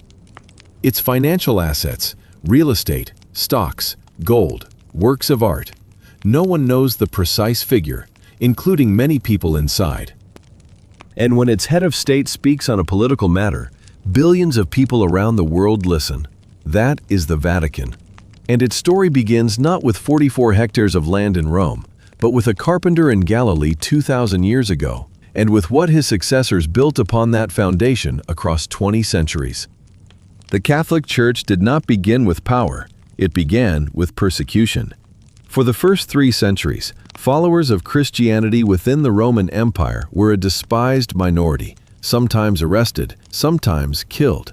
They gathered in underground catacombs, kept their faith in secret, and spread their message from person to person in silence. Then, in 313 AD, Emperor Constantine issued the Edict of Milan, officially legalizing Christianity throughout the Roman Empire. And from that moment, everything changed at breathtaking speed. By the end of the 4th century, Christianity was not merely permitted, it had become the official state religion of the Roman Empire. Bishops, and above all the Bishop of Rome, who would later be called the Pope, began accumulating not only religious authority, but political power and material wealth. When the Roman Empire collapsed in the 5th century, the Church was the only institution left standing with the administrative structure, communication networks, and resources sufficient to fill the power vacuum the empire left behind. Throughout the Middle Ages, roughly 1,000 years from the 5th to the 15th century, the Pope was not merely a religious leader, but the political arbiter of all Europe. Kings required papal approval to rule legitimately. The Pope could excommunicate a king, that is, declare him cast out of the Church, and this effectively meant stripping him of legitimacy before his own subjects. An excommunicated king was a king whose subjects were no longer bound to obey him. In 1076, Pope Gregory VII excommunicated Holy Roman Emperor Henry IV of Germany. The result was that the emperor was compelled to walk barefoot through the snow to the castle of Canossa in Italy in the middle of winter, standing outside the castle gates for 3 days and 3 nights begging the Pope's forgiveness. It remains one of the most symbolically powerful moments in history. The mightiest emperor in Europe brought to his knees before a man who commanded no army. Power does not always come from weapons.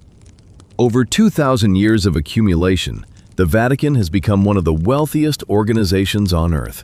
But no one knows precisely how wealthy, including many people inside the Vatican itself.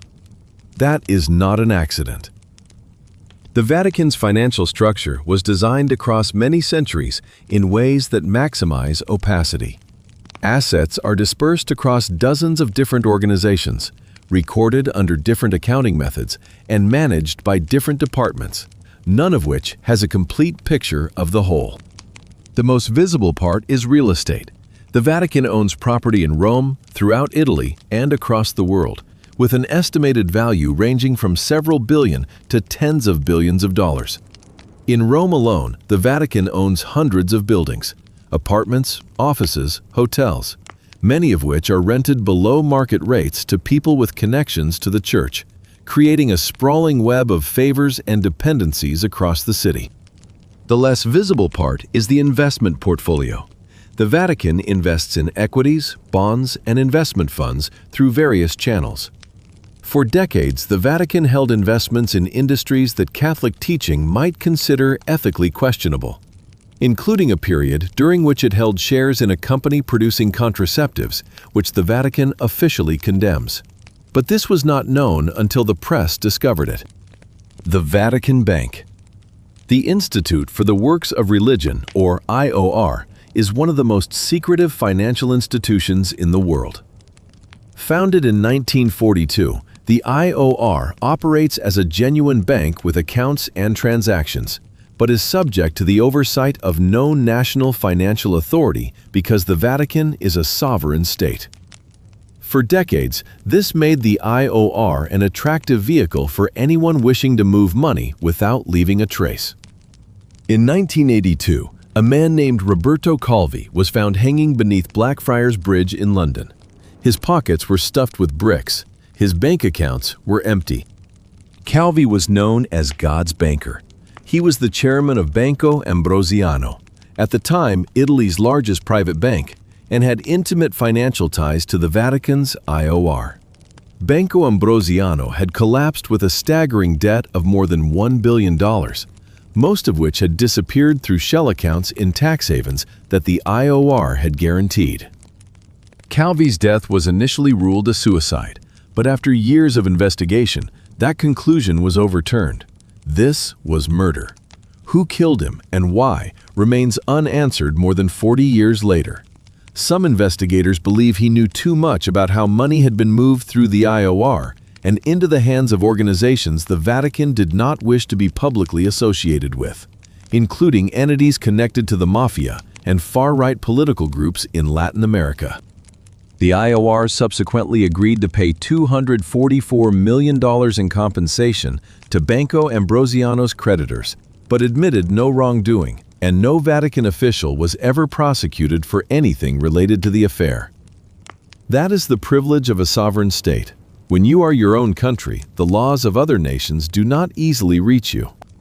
In 2020, Pope Francis made a historic decision.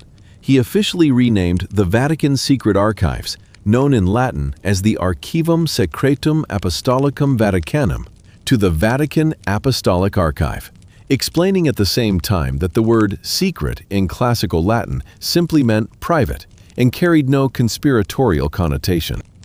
But the name change does not alter the reality. This is an archive containing approximately 85 kilometers of documents, meaning that if all the filing cabinets were placed side by side, they would stretch for 85 kilometers. These materials span more than 1,000 years of history, from the correspondence of medieval popes with kings, to the trial records of the Inquisition, to documents concerning Henry VIII's break with Rome, to 20th century diplomatic correspondence. Scholars are permitted inside to conduct research, but under strict conditions. They must apply in advance, receive approval, access only specified sections, and are not free to move through the archive at will. Most of the material has only been open to research in recent decades, and large portions remain closed. In 2020, the Vatican opened its archives on the pontificate of Pope Pius XII during World War II, something researchers had waited decades for. The central question was, what did Pope Pius XII know about the Holocaust? When did he know it? And why did he not speak out more forcefully while millions of Jewish people were being killed? The documents that were opened showed the Vatican had received detailed reports about the mass killings at an early stage. But interpreting those documents, what the Pope did with that information, what he weighed, what he feared, remains a fiercely contested subject among scholars. And that is only one of the thousands of questions that archive could answer, if someone were permitted to ask them in the right way. The Vatican has its own protective force, the Swiss Guard, whose vivid gold, blue, and red-striped uniforms tourists photograph constantly, assuming they are purely ceremonial decoration. But the Swiss Guard are not decoration. They are a fully trained, fully armed combat unit, considered one of the most effective VIP protection forces in the world. To join the Swiss Guard, a candidate must be Catholic, male, unmarried, a Swiss national, have completed military service in Switzerland, stand at least 174 centimeters tall, and be under 30 years of age. Those striped uniforms conceal soldiers trained to kill if necessary to protect the Pope. Beyond the Swiss Guard, the Vatican also has the Gendarmerie, its internal police force, and a security apparatus whose full extent is not publicly disclosed. Following the assassination attempt on Pope John Paul II in 1981, when Mehmet Ali Agca shot him in St. Peter's Square, Vatican security was significantly strengthened in ways the public has never been fully informed about. The story of the John Paul II assassination attempt is itself a labyrinth of mystery. Hoxha was Turkish, a member of the far-right Turkish organization known as the Grey Wolves. But the CIA and many investigators believed the KGB was behind the plot, because John Paul II, a Pole, was actively supporting the Solidarity movement in Poland, at that time the greatest single threat to Soviet power in Eastern Europe. Hoxha later offered multiple contradictory accounts of his motives and who had directed him. The complete truth has never been established. Vatican diplomacy, when faith becomes geopolitical power.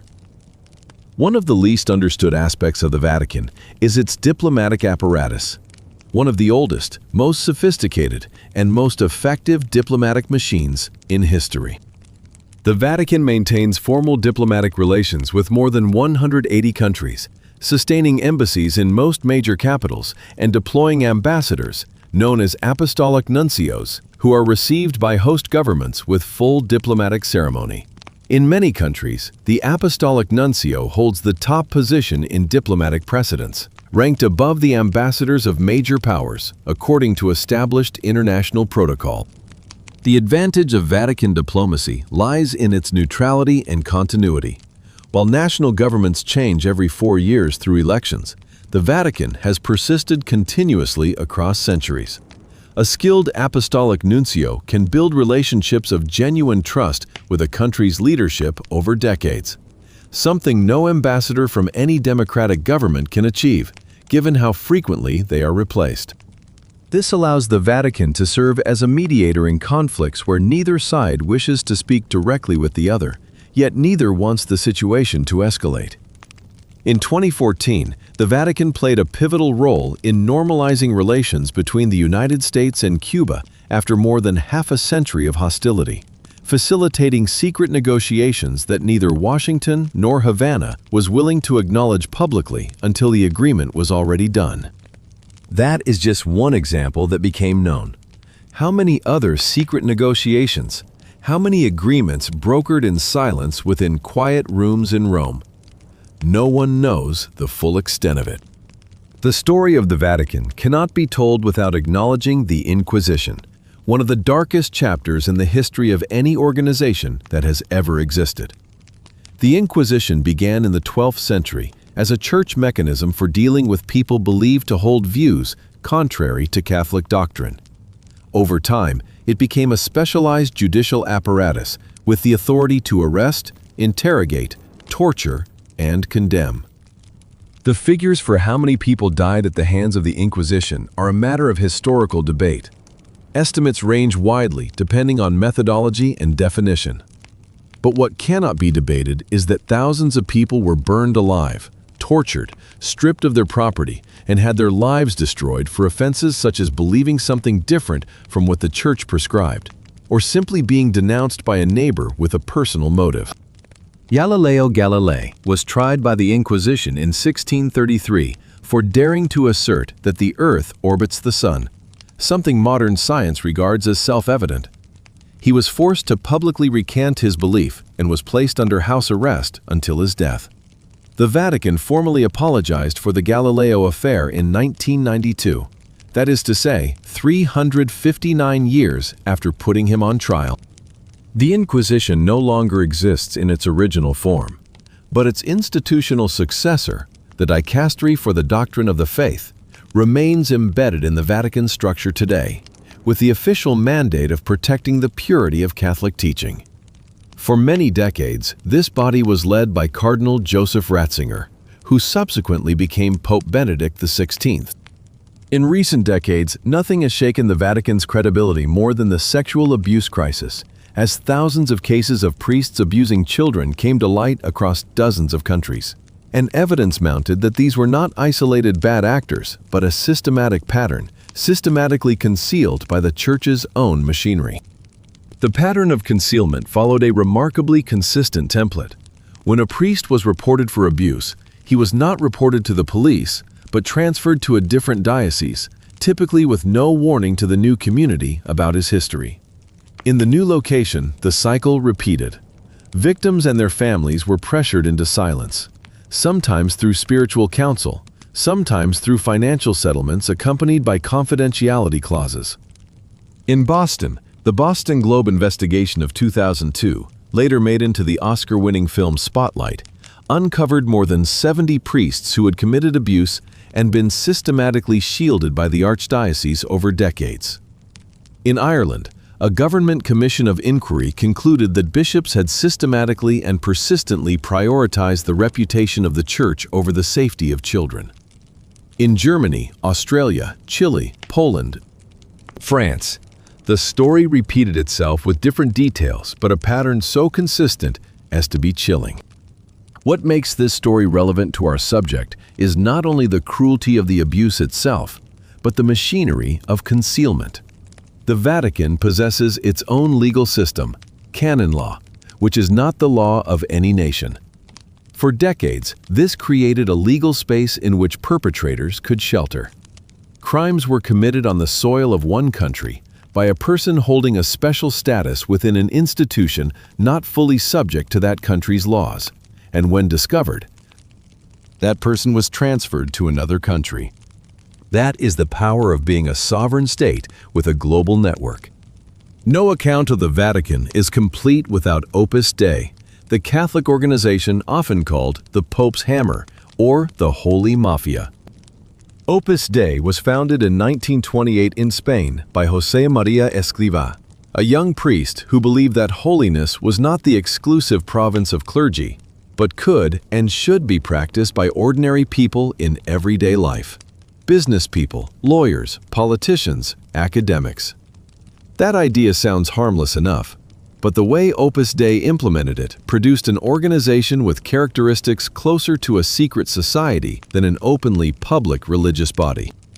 Opus Dei has two categories of members. Numeraries, those who live communally in Opus Dei houses, remain celibate, contribute most of their income to the organization, and devote most of their free time to its activities.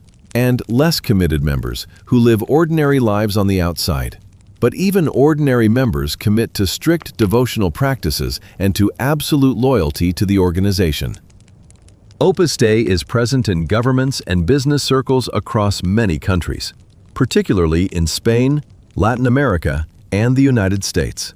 Its members frequently occupy strategic positions within state institutions, universities, and media. And unlike many other religious organizations, Opus Dei does not encourage its members to publicly disclose their membership. This means that within many organizations, companies, and government bodies, there are people making decisions while holding an allegiance to an organization their colleagues do not know exists in their lives. One of the most secretive and unusual processes in the Vatican is the conclave, the gathering that elects a new pope. When a pope dies or resigns, all cardinals under 80 years of age are summoned to Rome. They are locked inside the Sistine Chapel, literally locked, as the word conclave comes from the Latin meaning with a key. Windows and doors are sealed. Communication devices are confiscated. No one may enter, no one may leave. No one may contact the outside world until there is a new pope. The voting takes place in complete secrecy. Cardinals write the name of their choice on a ballot, fold it, and place it in an urn. The ballots are counted. If no one achieves 2/3 of the votes, the ballots are burned with a chemical that produces black smoke. Black smoke meaning no pope yet. When someone reaches the required threshold, the ballots are burned with a chemical that produces white smoke, and millions of people in street. Peter Square and on television screens around the world know the world has a new leader for 1.4 billion faithful. What negotiations, lobbying, and compromises take place inside that room in the days before the white smoke appears? No one knows. Cardinals take oaths of absolute secrecy, but everyone understands that the choosing of a pope is not purely a spiritual act. It has very earthly political dimensions. Who will take the harder line on secularization? Who will prioritize Africa or Asia? Who will reform the finances? Who will preserve the status quo? The person chosen will lead the most influential organization in history for decades, and the process that produces that person takes place entirely beyond the world's sight. What sets the Vatican apart from every other organization in this series is the nature of the power it holds. The CIA has hard power, money, weapons, operational capacity. Bilderberg has network power, the right people in the right room. The KGB had coercive power, fear. Skull and Bones has solidarity power, the loyalty of those who share secrets. The Vatican has the power of meaning, the most difficult of all power to resist and the hardest of all to replace. In today's world, where people grow ever richer materially, yet ever more hollow spiritually, where the great ideological systems of the 20th century have collapsed or lost credibility, in that world, an organization that can offer answers to the question, why are we here and what does life mean, possesses a kind of power that no military budget or bank account can purchase. More than 1.4 billion Catholics around the world, when making the most consequential decisions of their lives, whether to have children, whether to divorce, who to vote for, whether to fight or not fight, whether to accept or resist, are all influenced to varying degrees by values and teachings shaped in rooms in Rome.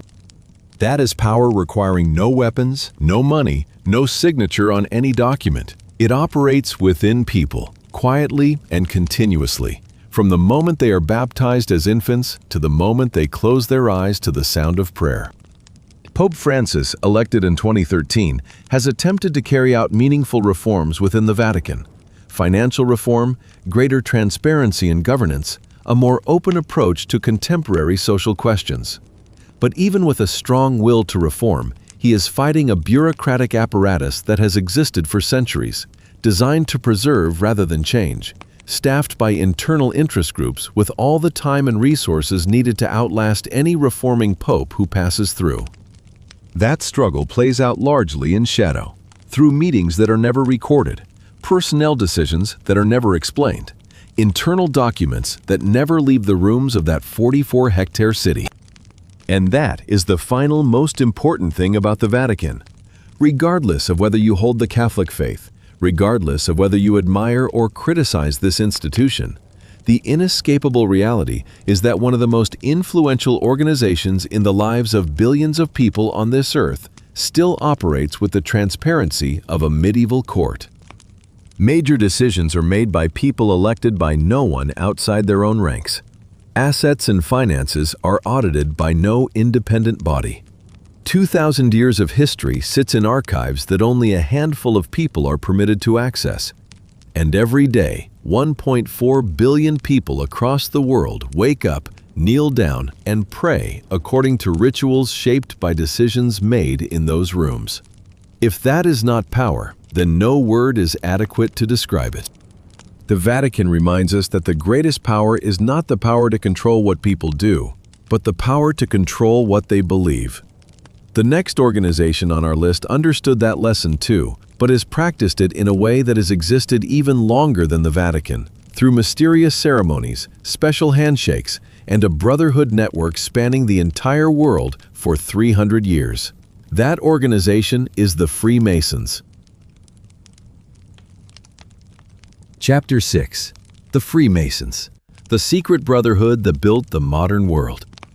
In 1776, a group of men sat together in Philadelphia and wrote a document they knew might get them all hanged for treason. That document opened with words the entire world now knows by heart. We hold these truths to be self-evident, that all men are created equal, that they are endowed by their Creator with certain unalienable rights, that among these are life, liberty, and the pursuit of happiness. Of the 56 men who signed that Declaration of Independence, at least 9 were Freemasons. George Washington, commander of the Revolutionary Army and later the first president, was a Freemason. Benjamin Franklin, scientist, diplomat, and one of the sharpest minds of the age, was a Freemason and had served as Grand Master of the Pennsylvania Lodge. Paul Revere, who rode through the night to warn that the British are coming, was Grand Master of the Massachusetts Lodge. This was no coincidence. These were men connected through a secret network that had existed for centuries before America was born. And the story of that network, its origins, its mysterious rituals, the famous figures who belonged to it, and what it truly was, is one of the most fascinating and elusive stories in human history. To understand what Freemasonry is, you need to trace two parallel origins, one practical, one mythological, and understand that both matter in different ways. The practical origin begins with the stonemason guilds of medieval Europe. For centuries, the men who built the great cathedrals, castles, and grand structures of the era organized themselves into trade guilds to protect their craft secrets, ensure quality workmanship, and care for one another in times of illness or hardship. These guilds had a clear hierarchical structure: apprentice, journeyman, and master, and used secret signs of recognition so that members could identify one another in unfamiliar places and be assured of work and shelter. The tools of the stonemason, the square, compass, plumb line, trowel, became symbols of moral virtues. The square representing integrity and honesty, the compass representing boundaries and self-discipline, the plumb line representing uprightness and fairness. Those symbols remain central to Freemasonry to this day. In the early 17th and 18th centuries, something changed. The stonemason guilds began admitting men who were not stonemasons: noblemen, scholars, philosophers, scientists. These men had no interest in practical building skills, but were drawn to the fraternal structure, the esoteric rituals, and the space for free discussion that the guild provided. They brought with them philosophical, religious, and political ideas, transforming the organization from a trade guild into something else entirely. In 1717, 4 lodges in London merged and formed the Grand Lodge of England, generally regarded as the official founding moment of modern Freemasonry as we know it.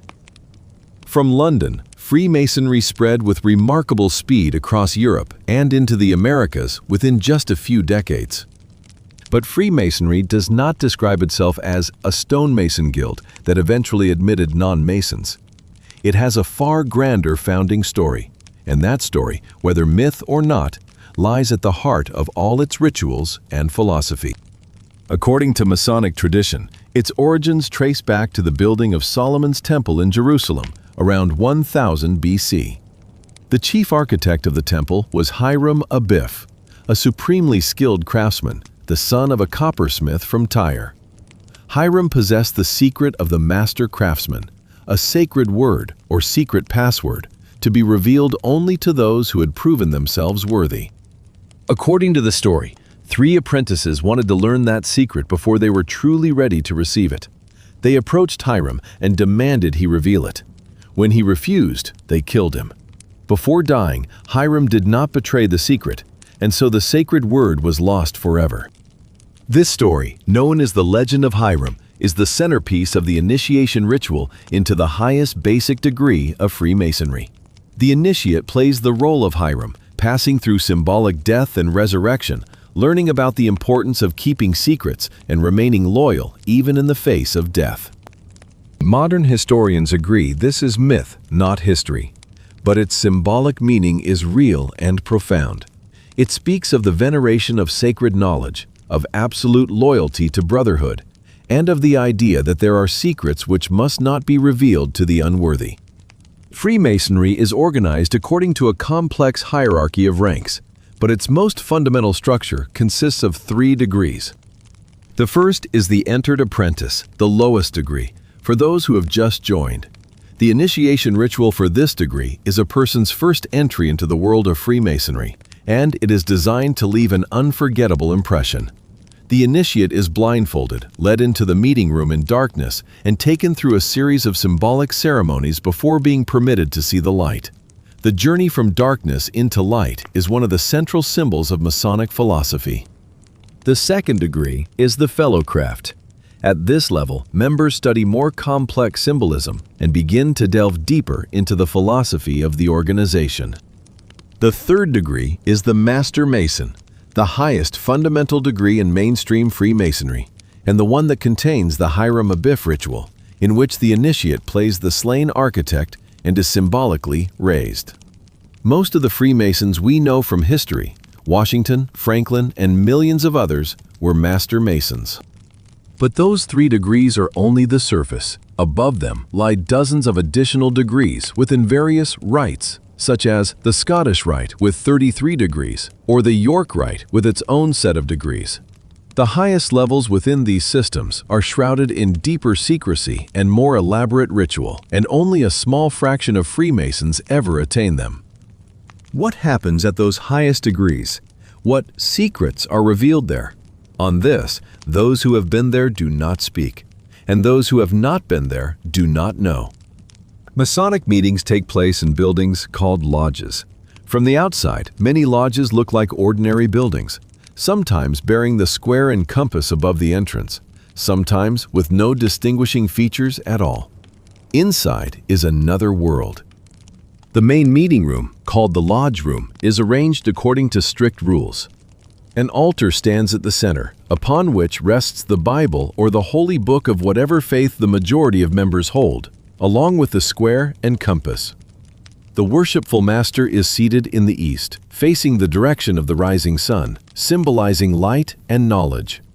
2 great pillars stand at the entrance, named Jachin and Boaz, after the twin pillars of Solomon's temple in the Bible. Members wear white aprons, a legacy from the original stonemasons, decorated differently according to rank. Those of higher degrees wear aprons bearing more symbols and colors. How they stand, how they walk, how they shake hands, all of this follows precise rules passed down across centuries. The special handshakes, called grips or tokens, are among the most famous elements of Masonic lore. Each degree has a different handshake by which members may recognize one another without the knowledge of outsiders. Historically, this was genuinely useful. A Freemason arriving in an unfamiliar city could use the grip to identify a brother and be assisted with lodging, work, or protection. Today, with the internet and the wide spread of information, many of these secrets about handshakes have been publicly disclosed. Freemasonry no longer denies this, but its members argue that knowing the outward form of a ritual is not the same as understanding its true meaning. Its most central principle is the idea of the grand architect of the universe, a concept of a divine force standing behind the order and beauty of the cosmos. Crucially, Freemasonry does not prescribe who or what this grand architect is, nor to which religion it belongs. This allows Freemasons of different faiths to gather in the same room without conflict over belief. A Christian Freemason may understand the grand architect as the Christian God, a Muslim Freemason as Allah, a Jewish Freemason as Yahweh, a naturalist Freemason as the mathematical order of the universe. This sounds tolerant and enlightened, and in historical context, it truly was revolutionary. In the 17th and 18th centuries, when religious wars were ravaging Europe and belonging to the wrong faith could mean death, the idea of a space where people of different beliefs could sit together as brothers was an extraordinarily progressive and dangerous idea. 3 other core Masonic values are liberty, equality, and brotherhood. 3 values you may recognize from elsewhere. They are precisely the watchwords of the French Revolution of 1789, liberté, égalité, fraternité, and that is no coincidence. If you look at the great revolutions of the 18th and 19th centuries, you will find the shadow of Freemasonry almost everywhere. The American Revolution of 1776 has already been mentioned, but the French Revolution of 1789 was also populated with Freemasons.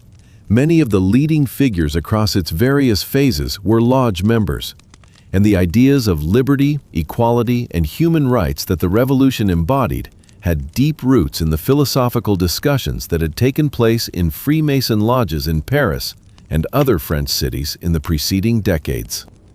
In Latin America, the greatest liberator, Simón Bolívar, who freed Venezuela, Colombia, Ecuador, Peru, and Bolivia from Spanish rule, was a Freemason. José de San Martín, liberator of Argentina, Chile, and Peru, was a Freemason. Benito Juárez, Mexico's greatest president, was a Freemason and an ardent champion of the Masonic principle of separation between church and state.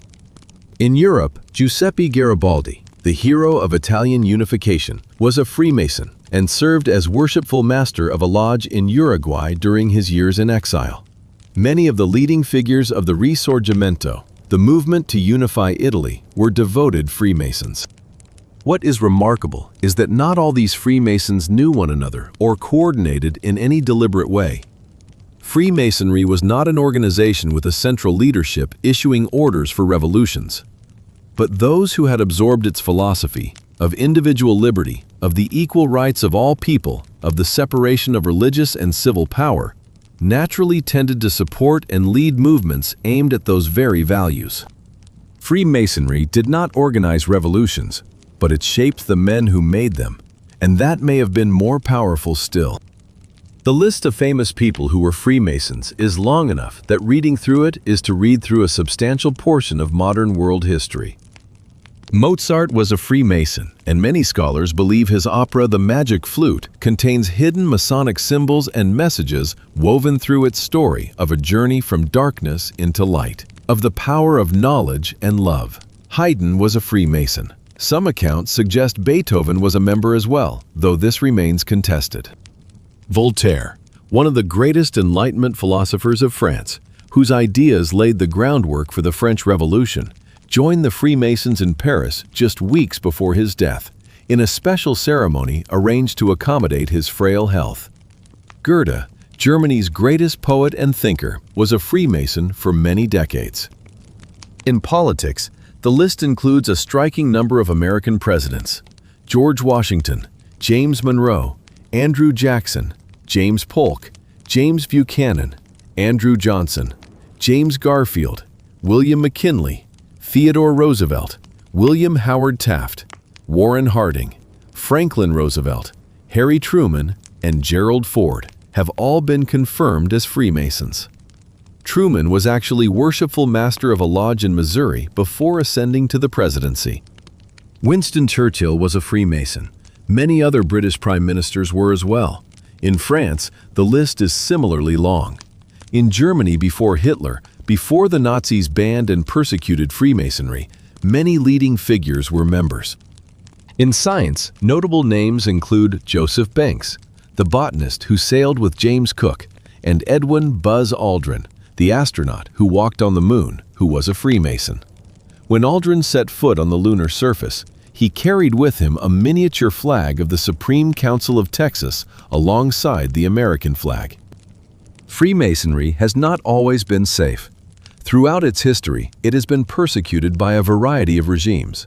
And what is striking is that those regimes have typically been among the most authoritarian and totalitarian. The Catholic Church has been one of its longest and most steadfast opponents. From Pope Clement XII's decree of 1738, which placed Freemasonry outside church law and threatened Catholics who joined with excommunication, the Holy See has consistently condemned the organization. The reasons given have included the secrecy of its rituals being incompatible with the Christian spirit, its non-denominational concept of religion threatening the Church's monopoly on faith, and concern that oaths of loyalty to the lodge might conflict with loyalty to God and the Church. Hitler's Nazi regime regarded Freemasonry as part of a Jewish Masonic conspiracy to dominate the world, a wholly fabricated theory, but one that was widely propagated. Shortly after coming to power in 1933, the Nazis began shutting down lodges, seizing assets and records, and arresting members. Estimates suggest that between 80,000 and 200,000 Freemasons perished in Nazi concentration camps, a figure seldom mentioned alongside the staggering numbers of other victim groups, but no less real or painful for that. In communist states, the Soviet Union, China, Cuba, and others, Freemasonry was likewise banned and persecuted, though from the opposite ideological direction. Here it was condemned as an organization of the bourgeoisie and imperialists, a tool of international capitalism. The truth is that any regime seeking total control over society has tended to view Freemasonry with suspicion. For it is a network of loyalty that exists outside state control, a private space where people may speak freely and support one another without requiring the permission of the authorities. Freemasonry is perhaps the organization most thoroughly shrouded in conspiracy theories in all of history. More than the CIA, more than the Bilderberg Group, more than anyone else on this list. The most widespread theories include Freemasons control the United States government and many others. Freemasons are part of a global conspiracy to establish a new world order. Freemasons worship Lucifer. And Freemasons are the guardians of ancient secrets about the true origins of humanity, or about lost weapons or treasures from antiquity. Some of these theories, such as the Lucifer worship claim, originate from a book fabricated in the 19th century by a man named Leo Taxil, who later publicly admitted he had invented the entire story to make money and to mock both the Freemasons and the Catholic Church. Yet that fabricated tale spread so widely that many people still believe it today, even though its fraudulent origins are thoroughly documented. What is curious is that throughout its history, Freemasonry has both been harmed by conspiracy theories and, in a sense, benefited from them. Harmed because those theories brought persecution and cast the organization as an enemy in the eyes of many regimes. But also benefited because mystery and the occult have always attracted people, and the aura of secrecy has helped Freemasonry maintain its appeal and recruit members across the centuries in ways that a fully transparent organization might never have managed.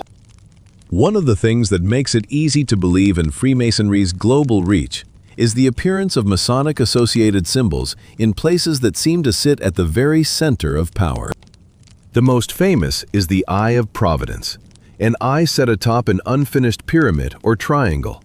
This symbol appears on the American dollar bill beside the Latin phrase Novus Ordo Seclorum, usually translated as a new order of the ages, and above it the words Annuit Coeptus. He, God, has favored our undertakings. The symbol was added to the dollar in 1935 at the suggestion of Vice President Henry Wallace, who had connections to Freemasonry, and approved by President Franklin Roosevelt, himself a Freemason. Defenders say the Eye of Providence is a Christian symbol of God watching over the world, with no Masonic connection. Skeptics point out that the very same symbol, an eye within a triangle, had been widely used in the Masonic iconography since the 18th century. Who is right? Perhaps both to a degree. The symbol has both Christian origins and a long Masonic history, and those who placed it on the dollar may have had both meanings in mind. Washington, D.C., the capital of the United States, is an inexhaustible source of Masonic theorizing. George Washington personally laid the cornerstone of the Capitol in a full Masonic ceremony, wearing his full Masonic regalia. Viewed from above, certain streets in central Washington appear to trace the shape of a compass and square, the two primary symbols of Freemasonry.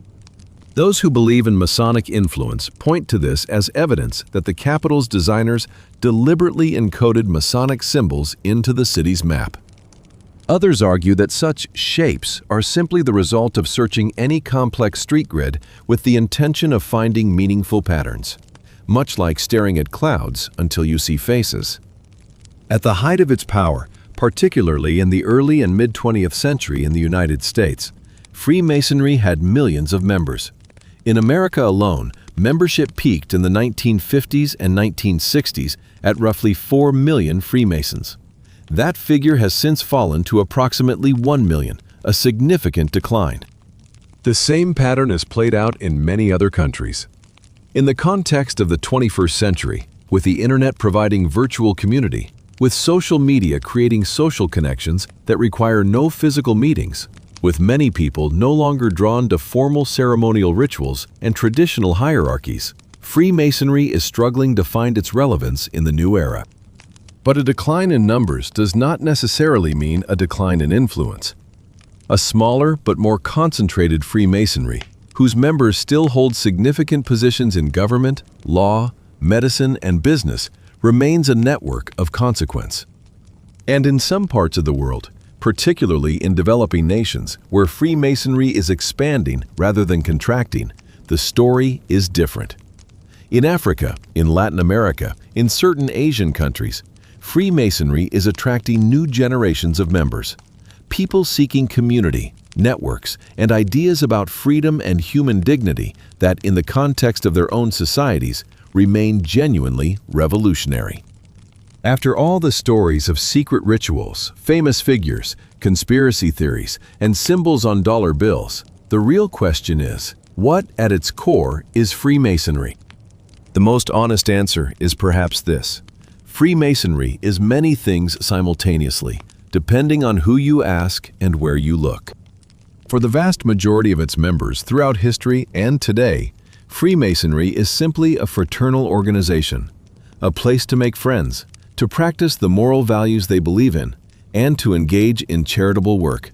Many Masonic lodges devote much of their time and resources to community charity projects, hospitals, and scholarship funds. For these ordinary members, questions about conspiracy or world domination are simultaneously laughable and offensive. But across its history, Freemasonry has also been something else: a network connecting like-minded progressive thinkers in times when those ideas were dangerous. A space where ideas about liberty and human rights could be freely discussed before they were permitted to exist in the public square. And a mechanism by which powerful men could assist one another in ways not always transparent to the outside world. Perhaps the most important thing about Freemasonry is not what it has done, but what its very existence reveals about human need. The need for community, for meaning, for ritual, for shared secrets, and for the sense of belonging to something larger than oneself. Those needs did not disappear with the arrival of the internet. They did not disappear as society modernized. And as long as those needs endure, there will always be organizations, whether called Freemasonry or anything else, that exist to meet them. In darkness or in light, depending on who is searching and what they are searching for. 300 years, 6 million members, secret handshakes, and white aprons. Freemasonry reminds us that human beings have always sought to connect with one another in secret, seeking brotherhood in the shadows. The next organization in our list requires no rituals or aprons, only a small book, a global network, and absolute loyalty. That is the Illuminati, the greatest legend and perhaps the greatest misunderstanding in the history of secret societies. Chapter 7. The Illuminati, an organization dead for 200 years that still haunts the world. In 2013, singer Beyoncé performed at President Barack Obama's second inauguration. In one brief moment, she raised her hands and formed a triangle in front of her face, a gesture she and many other artists often made on stage. Within hours, social media erupted. Millions of people declared it a sign of the Illuminati. Beyoncé was a member of the Illuminati. Obama was a member of the Illuminati. The inauguration ceremony was a secret Illuminati ritual, and the Illuminati were controlling America from the shadows. That same year, Jay-Z released his album Magna Carta Holy Grail. In the music video, there were images that viewers immediately decoded as Illuminati symbols. Kanye West, Rihanna, Lady Gaga, Madonna. No famous artist could do anything unusual without someone explaining that it was a sign of the Illuminati. The irony is that the organization millions of people were discussing, the real Illuminati, the original one, had dissolved in 1785, meaning it existed for fewer than 10 years, had no more than a few thousand members, and vanished completely more than 200 years before Beyoncé was born. So how did an organization that died in the 18th century become the greatest cultural obsession of the 21st? That story, the story of the birth, death, and strange resurrection of the Illuminati in the human imagination, is one of the most fascinating accounts of how people create meaning out of darkness. To understand what the Illuminati actually was, you need to know the man who created it, and he was not a fearsome, shadowy mastermind. He was a law professor. Adam Weishaupt was born in 1748 in Ingolstadt, Bavaria, a small city in what is now southern Germany. His father died when he was young, and he was raised by his godfather, a man with connections to the Enlightenment movement then flourishing across Europe. Weishaupt grew up intelligent, curious, and intellectually ambitious. He devoured philosophy, science, and theology, and quickly developed sharp opinions of his own about the world around him. In 1773, at the remarkably young age of 25, Weishaupt became professor of canon law at the University of Ingolstadt. This was a significant position, for the university had previously been entirely under the control of the Jesuits, and Weishaupt was the first non-Jesuit to hold that chair after the Jesuits were expelled from Bavaria in 1773. That context is essential for understanding why Weishaupt did what he did next. He despised the Jesuits, not because they were evil, but because he saw them as the embodiment of everything he believed was wrong with his world. Religious authority controlling thought, superstition overpowering reason, and tightly organized secret networks used to manipulate the unsuspecting. Weishaupt's great idea was to fight back using those very same tools. If the Jesuits used a secret organization, strict discipline, and a global network to protect the power of the Church, then why not create a secret organization with strict discipline and a global network to protect reason, science, and freedom? That was the idea that gave birth to the Illuminati. On May 1, 1776, Weishaupt gathered with 4 of his students and founded the organization he named the Orden der Perfectibilisten, the Order of Perfectibilists. The name was later changed to Illuminatenorden, the Order of the Illuminated, or Illuminati in Latin. Why May 1st was chosen is not entirely clear. Some later attached ritual or mystical significance to the date, but the truth may simply be that it was a day when Weishaupt and his students were available to meet. Nevertheless, there is an intriguing coincidence. May 1st later became International Workers' Day, and many conspiracy theorists connect the two, though no evidence exists for any direct link. Weishaupt designed the Illuminati as a strictly hierarchical organization in which members did not know one another's real names, only their code names. Weishaupt gave himself the alias Spartacus, after the Roman slave who led the greatest uprising in ancient history. Other members received classical names drawn from Greece and Rome. The hierarchical structure meant that members at lower levels did not know who stood above them. They knew only the person who had directly recruited them. This was designed to prevent authorities from arresting one member and unraveling the entire organization. The goals of the Illuminati, as Weishaupt articulated them, included things that sound entirely familiar to modern ears, but were extraordinarily radical in 1776. The abolition of monarchy and organized religion, the elimination of private property and nationalism, the creation of a world order based on reason and science, and the elevation of women to equality with men. In short, the entire program of the French Revolution, 3 years before it happened. In its early years, the Illuminati grew slowly. Weishaupt was not a natural organizer and lacked resources, but everything changed in 1780 when he recruited a new member named Adolf von Knigge. Knigge was a completely different kind of person from Weishaupt. Where Weishaupt was a theoretical scholar, Knigge was a pragmatist.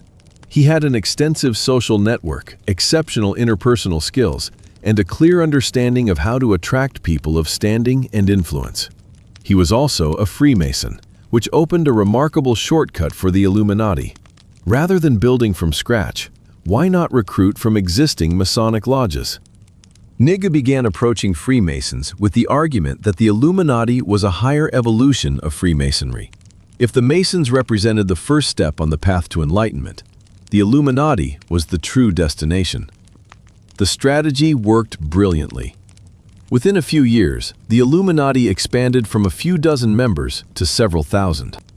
At its peak, around 1784 to 1785, the Illuminati had an estimated 600 to 2,000 members.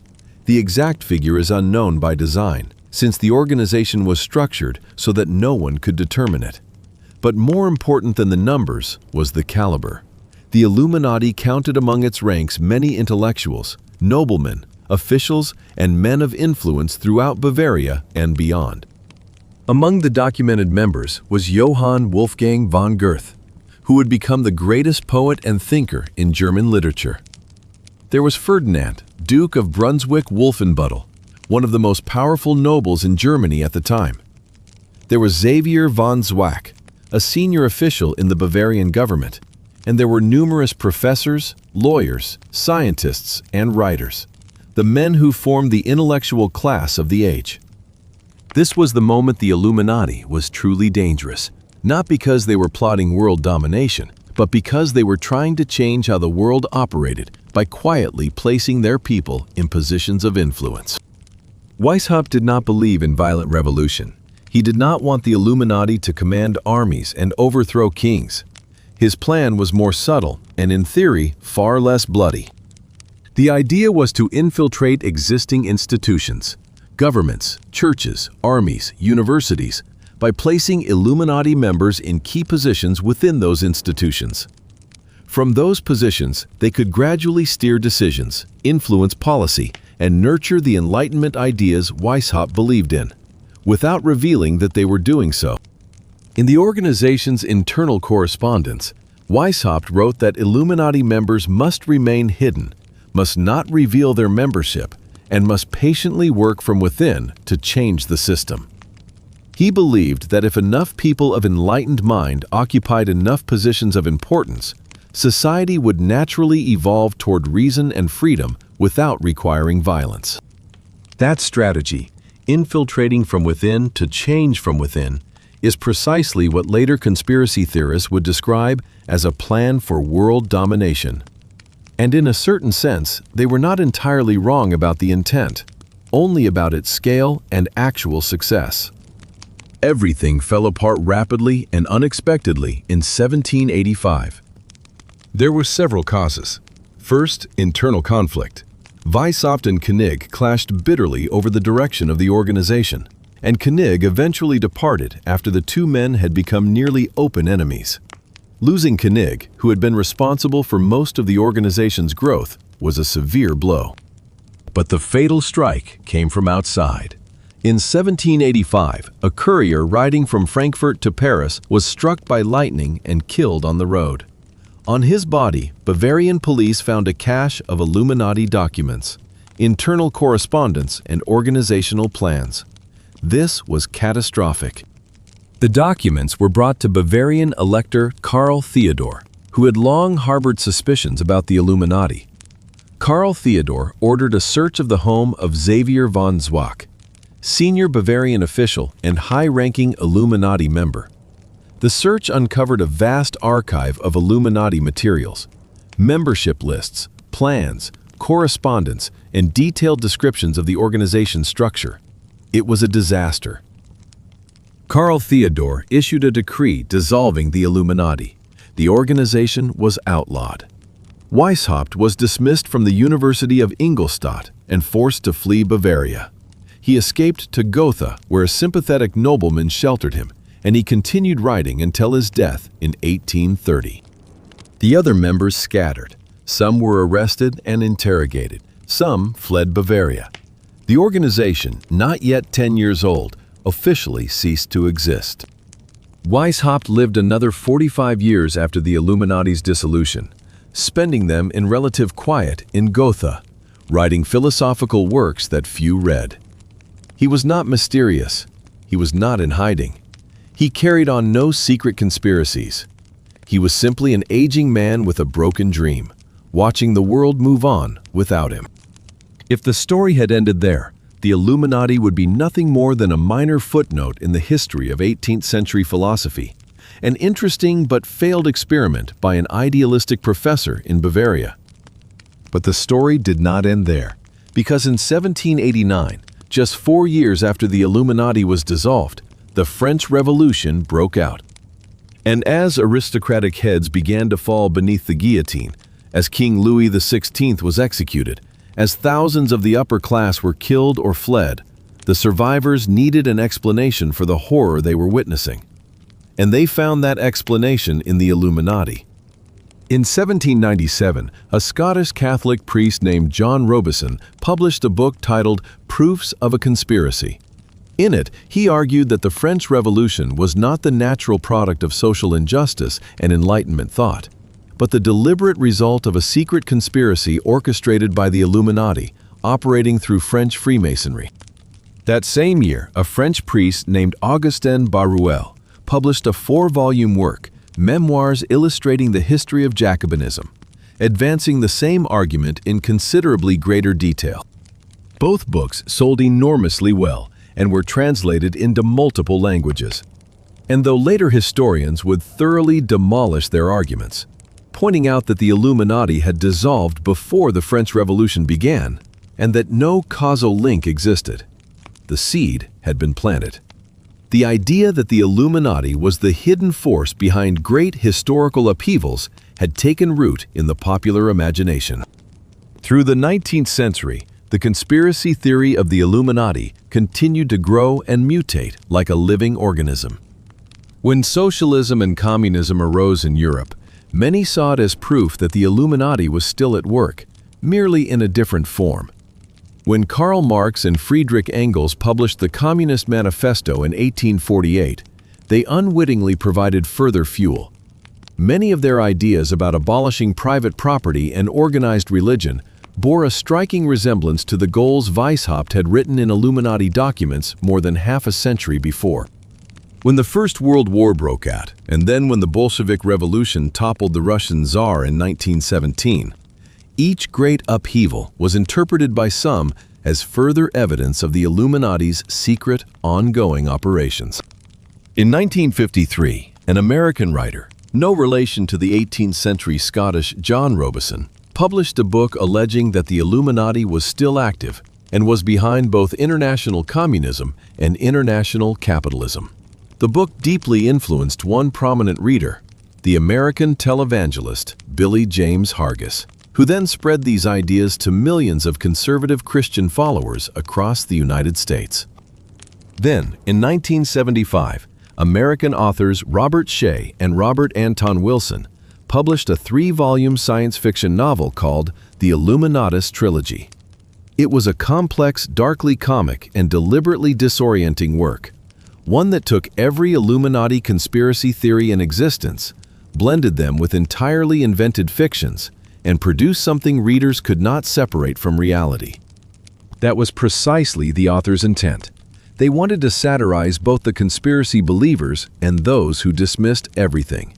But the unintended result was that the trilogy became one of the most influential sources of modern Illuminati mythology, with many readers treating it as a genuine reference work. If previous centuries saw the Illuminati legend grow slowly and steadily, the internet was the thing that fanned it into an uncontrollable wildfire. In the 1990s and early 2000s, as the internet spread into everyday life, websites and discussion forums devoted to the Illuminati proliferated everywhere. People who had previously been isolated with their unusual ideas could suddenly find millions of like-minded others and together build stories of ever-increasing complexity and detail. The structure of the internet, the way information is shared and amplified without the filtering of publishers or editors, was almost perfectly suited to nurturing conspiracy theories. A YouTube video claiming a pop star was an Illuminati member could rack up millions of views. A forum post decoding hidden symbols in a music video could be shared thousands of times. And with each sharing, the story gained a new detail, a new connection, a new piece of evidence. In 2013, the same year Beyoncé made her triangle gesture, Google reported that the keyword Illuminati was being searched more than 30 million times per month. That figure climbed still higher in the years that followed. What was strange was that many artists and celebrities learned to exploit this. Jay-Z once responded to questions about the Illuminati with a knowing smile rather than a straightforward denial. Lady Gaga embedded ambiguous imagery in her music videos that viewers could interpret in multiple ways. Mystery sells albums. Mystery generates views. And in that spiral, the Illuminati legend grew ever larger, more intricate, and more detached from reality. By the 21st century, the Illuminati legend had branched into so many versions that listing them all is nearly impossible. But there are a few dominant strains. The version most prevalent among younger audiences and in popular culture is the Illuminati as an organization controlling the entertainment industry. A secret group managing music, film, and television, using art to transmit hidden messages to the masses and gradually reshape social values in whatever direction they desire. In this version, famous artists sign deals with the Illuminati in exchange for success, paying the price with their souls or through secret sacrifices. The second version, more prevalent in political circles, is the Illuminati as a global elite network. Billionaires, bankers, and politicians working in coordination to maintain control of the world economy and steer humanity toward a new world order. In this version, organizations like the Bilderberg Group, the CFR, or Davos are merely the visible parts of a larger web, with the Illuminati at its center. The third version is the Illuminati as a supernatural or even extraterrestrial force, an organization that includes not only humans, but reptilian shapeshifters, dark entities, or aliens. This version circulates in the strangest corners of the internet, but the number of people who believe it is not small. What is remarkable is that all these versions have very little connection to the historical Illuminati, Weishaupt's organization in Bavaria in 1776, beyond the name. The truly interesting question is not, is the Illuminati real? But why do millions of intelligent, educated people living in the 21st century believe in some version of the Illuminati theory? The answer lies in a deeply human need, the need for meaning and order in a chaotic world. The modern world is extraordinarily complex. Decisions affecting the lives of billions are made within financial systems that even experts do not fully understand. Wars break out for reasons so layered and intertwined that no one can tell a simple story about them.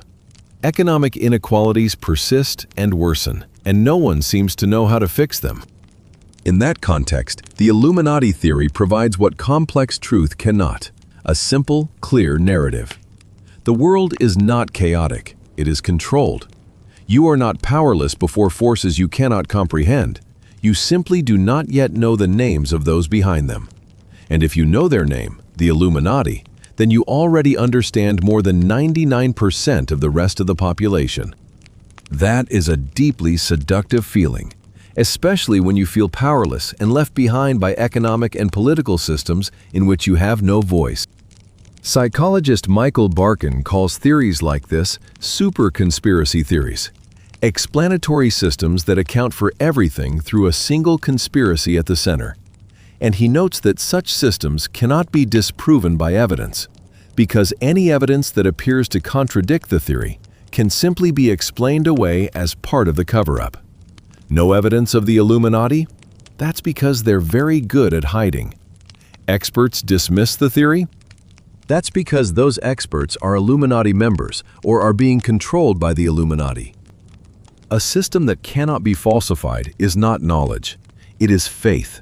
And that is fine, as long as people recognize they are operating on faith rather than analyzing evidence. The short answer is yes, but not what you think. Several organizations today use the name Illuminati, but most are transparently commercial operations exploiting the appeal of the brand. The website Illuminati.am, one of the most prominent Illuminati websites, looks professionally designed and appropriately mysterious, claims to represent the true Illuminati, and invites membership.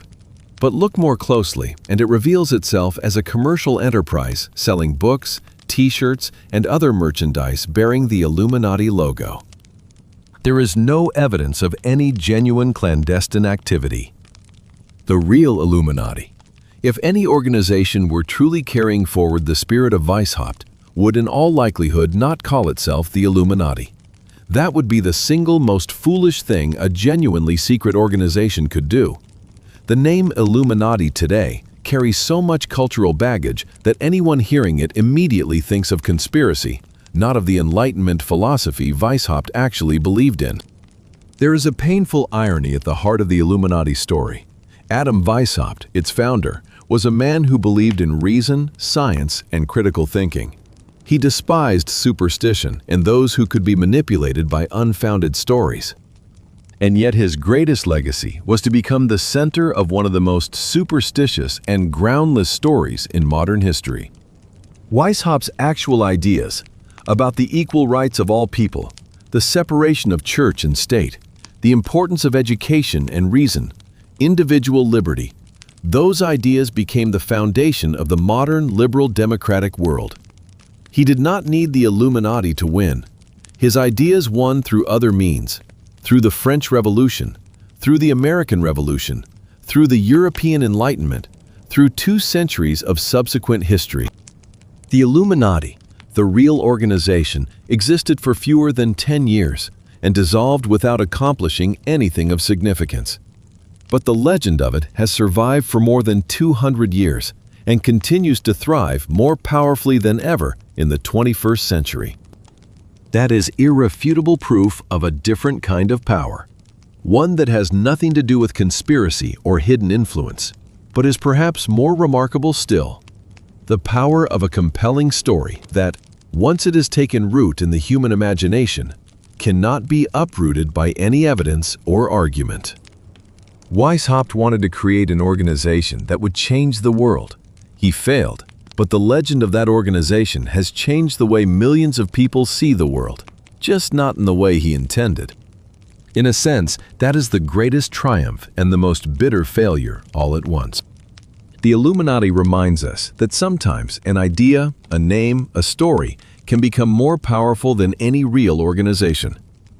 The next organization on our list is no legend. It is entirely real, with prestigious offices in New York, thousands of powerful members, and a thoroughly documented influence over the foreign policy of the world's foremost superpower. Few people know its name, but the decisions made by those within it have shaped the world we live in more than any myth ever could. That is the Council on Foreign Relations. Chapter 8. The Council on Foreign Relations. The organization nobody knows, but everyone is affected by. In 1950, Dean Acheson, then U.S. Secretary of State, faced a decision that could change the course of world history. The Korean War had just erupted. North Korean forces were pouring southward at a terrifying pace. The question on his desk was not whether to respond, but how, to what degree, and with which partners. Acheson did not sit alone to think it through. He called and convened a group of people, former officials, scholars, diplomats, and strategists, whom he trusted most. Many of them held no government position at the time. They were members of a private organization in New York called the Council on Foreign Relations, or CFR. Those conversations, the analyses prepared by CFR experts, the policy recommendations distilled from closed-door discussions in elegant meeting rooms on 68th Street in Manhattan. All of it flowed into the decision-making process that led the United States to send troops into Korea, producing a war that lasted 3 years and killed nearly 40,000 American soldiers, hundreds of thousands of Koreans and Chinese, and left a divided peninsula that has no formal peace agreement to this day.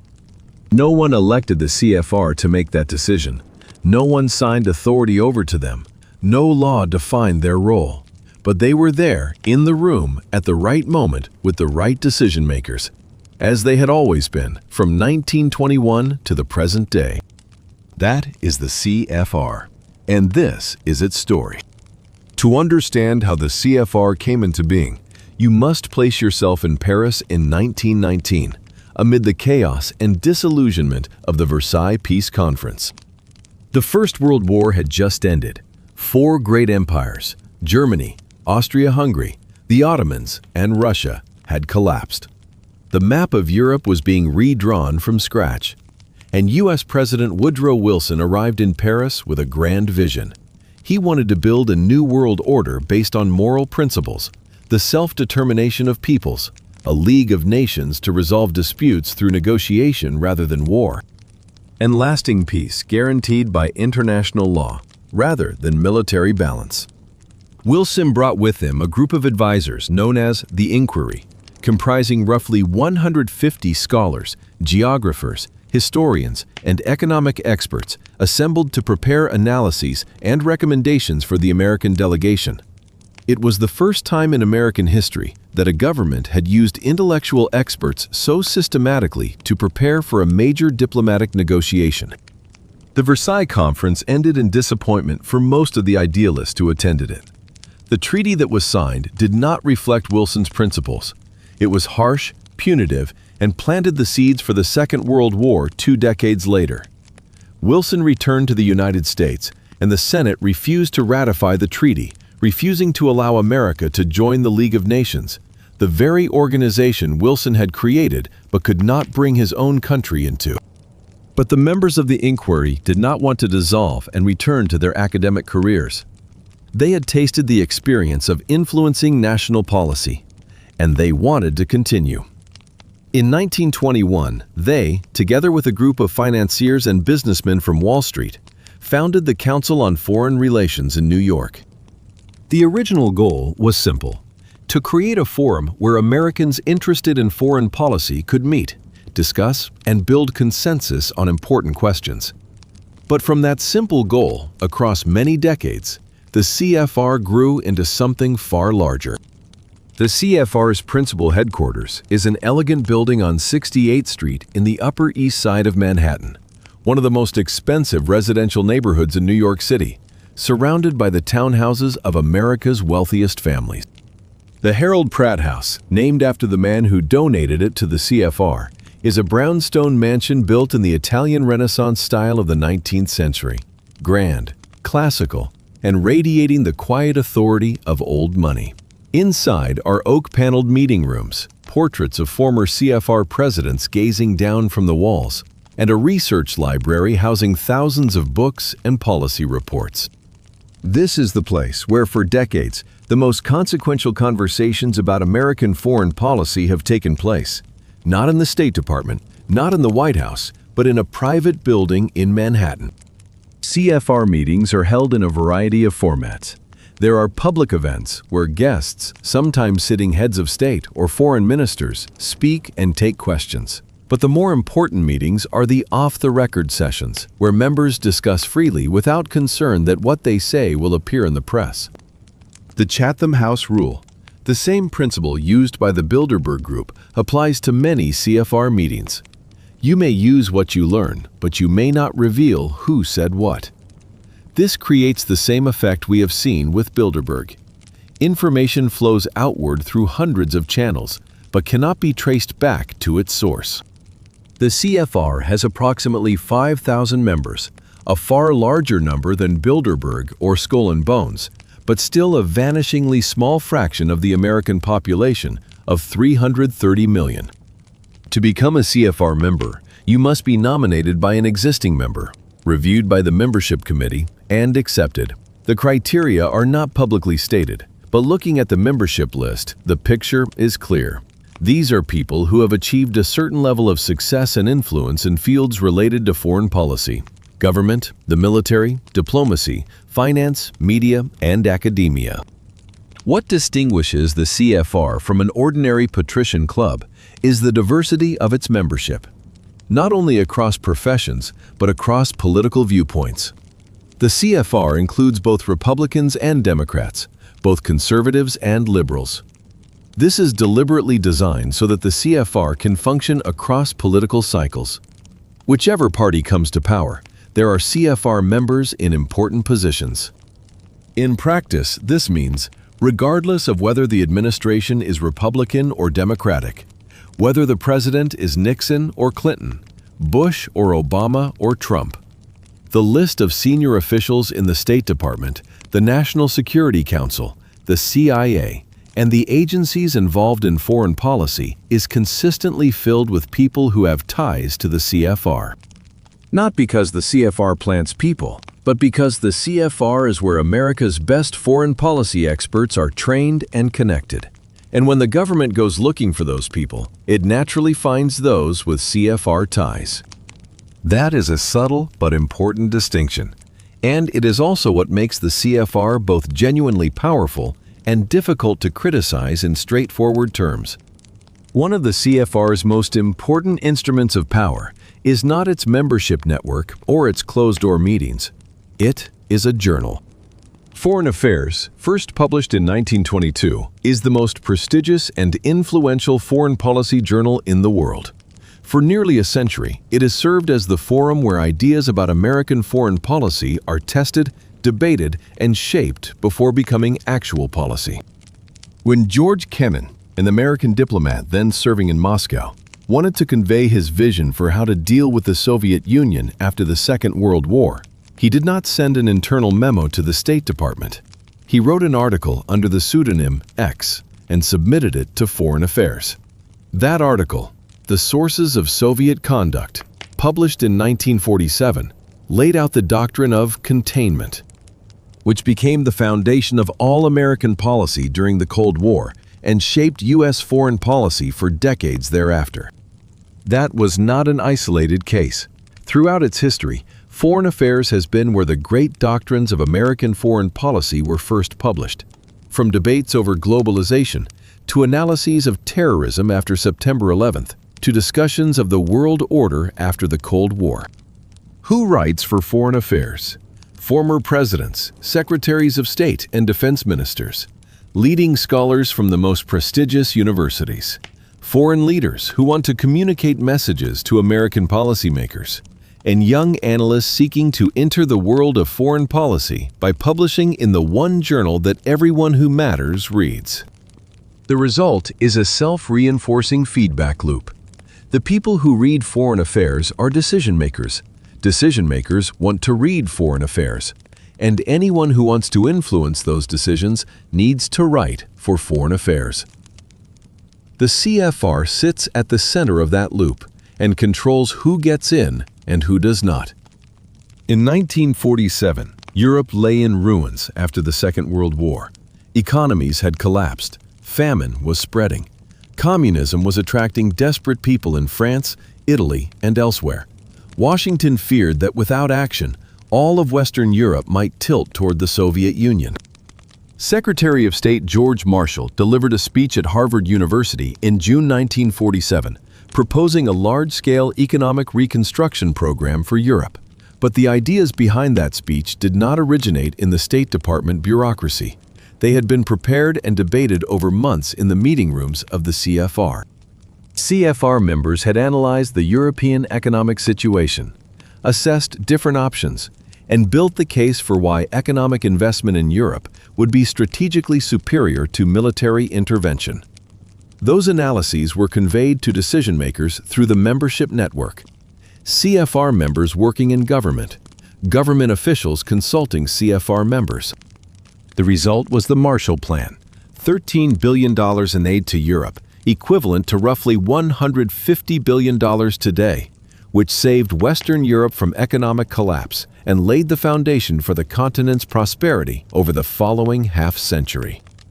This is an example of the CFR at its best, pooling expertise, preparing analysis, and contributing to a policy decision that history has judged to be correct and beneficial. But you can reverse the question. If the CFR could produce the Marshall Plan, then the CFR could also produce other decisions. Decisions less idealistic, serving narrower interests. If the Marshall Plan is an example of the CFR at its best, the following decades provide far more complicated examples. The Vietnam War escalated across the Kennedy, Johnson, and Nixon administrations. The architects of that escalation, McGeorge Bundy, Dean Rusk, Robert McNamara, Walt Rostow, were all CFR members. They believed in the domino theory, that if Vietnam fell to communism, all of Southeast Asia would follow. A theory that had been discussed and developed in CFR meetings before it became the basis for the decision to send 500,000 American troops to Vietnam. That theory was wrong, and the cost was more than 58,000 American soldiers and millions of Vietnamese dead. The Iraq War of 2003 has a similar story. Many of the architects of the decision to invade Iraq, from Bush administration officials to the scholars and journalists who provided the intellectual rationale, had ties to the CFR. Articles in Foreign Affairs and discussions at CFR events helped construct the argument that America could and should reshape the Middle East by military force. That argument was also wrong, And the cost, too, was paid in blood and treasure over many years that followed. It is important to note that the CFR was not the sole cause or even the primary cause of those decisions, but the CFR was part of the intellectual and policy environment within which those decisions were made. And the question of the responsibility borne by organizations like the CFR when the ideas they contribute lead to disaster is one the CFR has never fully answered. From the 1980s onward, one of the CFR's most significant influences has been its role in shaping and championing economic globalization. The CFR has deep historical ties to Wall Street. The major banks, investment funds, and financial corporations are important sources of both funding and membership. And from the 1980s, the CFR's positions on international economic policy have tended to favor ideas that benefit the free flow of capital and international trade. The doctrines of globalization, that free trade liberalization benefits all parties, that trade barriers should be dismantled, that foreign capital should be permitted to move freely, were discussed, developed, and advocated in CFR meetings and on the pages of Foreign Affairs many years before they became official policy through the WTO, NAFTA, and numerous other trade agreements. Those policies brought enormous benefits to multinational corporations and holders of capital, while simultaneously causing industrial displacement that damaged many American workers and laborers in developing countries. The fierce backlash against globalization, from the anti-WTO movement in Seattle in 1999 to the rise of political populism in many countries in the decades that followed, is partly a consequence of those policies. The CFR was not alone in championing globalization. This was a trend of the era, supported by many organizations and governments. But the CFR was one of the most influential voices in that conversation, and its role in building the intellectual consensus in favor of globalization among the American policy class was considerable. The central question about the CFR, the one its critics race and its defenders contest, is the question of independence. The CFR describes itself as an independent, nonpartisan research organization that does not advocate for any specific policy. Its purpose, it says, is to provide objective analysis and a forum for multifaceted discussions about foreign policy, to give decision-makers more information and perspective, not to steer them toward a particular conclusion. Critics argue differently. They point out that the CFR depends on funding from large corporations, banks, and wealthy individuals, and those funders have specific interests in specific policies. When Goldman Sachs funds a research organization focused on international financial policy, and that organization consistently produces recommendations favorable to financial deregulation, is that genuine independence or influence purchased in a more subtle form? That question has no simple answer, but it is an important question, and the fact that the CFR does not fully disclose the complete list of all its funders and the amounts each contributes makes evaluating its true independence impossible. One of the most distinctive features of the CFR is what Americans call the revolving door between the organization and the government apparatus. The mechanism works like this. A scholar or policy expert builds a reputation and network through the CFR over many years. When a new administration comes to power, they are invited to take important positions in the State Department, the National Security Council, or the CIA. They serve in government for several years, building further experience and connections, then return to the private sector, sometimes back to the CFR, sometimes to consulting firms or investment banks, offering considerably higher pay. And throughout, they maintain relationships with those still inside government, people who are sometimes former colleagues, who share a worldview shaped over years in the same meeting rooms and reading the same journals. The result is a class of American foreign policy specialists, sometimes called the blob or the foreign policy establishment, who continuously move between government, academia, and the private sector, holding different positions across political cycles, but remaining the central voices in conversations about American foreign policy, regardless of who occupies the White House. The CFR did not create this phenomenon on its own, But it is the hub of that network, the place where the blob gathers, connects, and maintains its cohesion across political cycles. What is notable is that some of the sharpest critiques of American foreign policy have appeared in the pages of Foreign Affairs itself, or from the mouths of CFR members, suggesting the organization is not the monolithic consensus block that some imagine. After the Iraq War, many CFR members wrote frank analyses acknowledging that the neoconservative doctrine of using military force to change regimes had failed. After the 2008 financial crisis, there were serious discussions within the CFR about the failures of the globalized financial model. But those moments of self-criticism also reveal something. The CFR learns from its mistakes without changing its nature. The organization does not question its own right to participate in important decisions, only which decision is correct in any given case. Like the Bilderberg Group, the CFR raises a fundamental question about democracy, but in a different and perhaps more basic way. The CFR does not meet in absolute secrecy like Bilderberg. It publishes journals and reports. It has a public website. It invites the press to some events. In a certain sense, the CFR is far more transparent than many other organizations on this list. But transparency is not democracy. And here is the question. In a democracy, who has the right to shape foreign policy? The official answer is the people, through their elected representatives. The President and Congress, elected by voters, are the constitutional decision-makers in foreign policy. But the reality is more complicated. Foreign policy demands deep specialist knowledge of history, geopolitics, international economics, foreign languages, and cultures that no president or senator can master on their own. They depend on advisors and experts. And those experts largely come from a particular ecosystem, comprising prestigious universities, think tanks like the CFR, and experience working within certain institutions.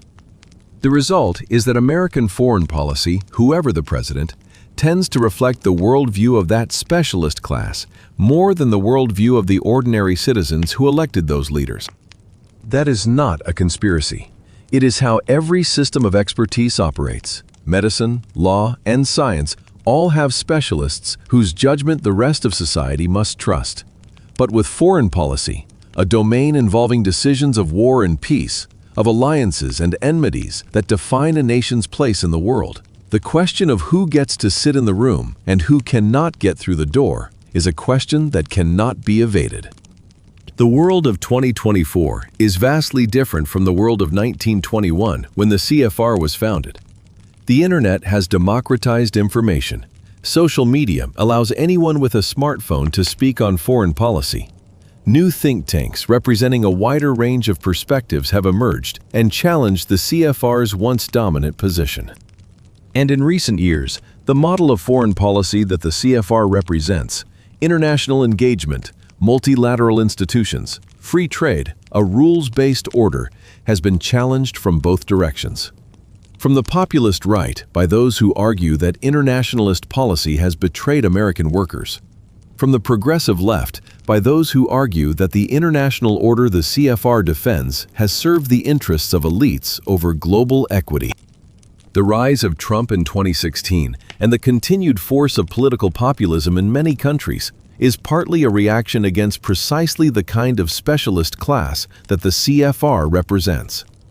And the CFR, as an institution, is struggling to adapt to a world in which the credibility of experts and traditional institutions is under challenge from multiple directions. But the CFR endures, still 5,000 members, still publishing Foreign Affairs, still hosting meetings at the Harold Pratt House. And those who shape American foreign policy still read what the CFR writes, still attend CFR events, and many still carry a CFR membership card in their wallet. In a world where everything is changing rapidly and old certainties are dissolving, the CFR remains the stable anchor of the American foreign policy class, the place where they gather to discuss what is happening and what needs to be done next. And in a world that unstable, that means the CFR still has power, not the power of force or secrecy, but the power of continuity and of relationships built across decades. The CFR reminds us that real power sometimes hides not in the shadows, but in the most unremarkable places, in elegant office buildings, in academic journals, and in policy meetings so tedious that no one wants to cover them. The next organization on our list operates in much the same way, but with an even broader geographic reach and still greater ambitions. Connecting the world's three largest economic blocs, within an organization whose very founder openly acknowledged the goal of building a new world.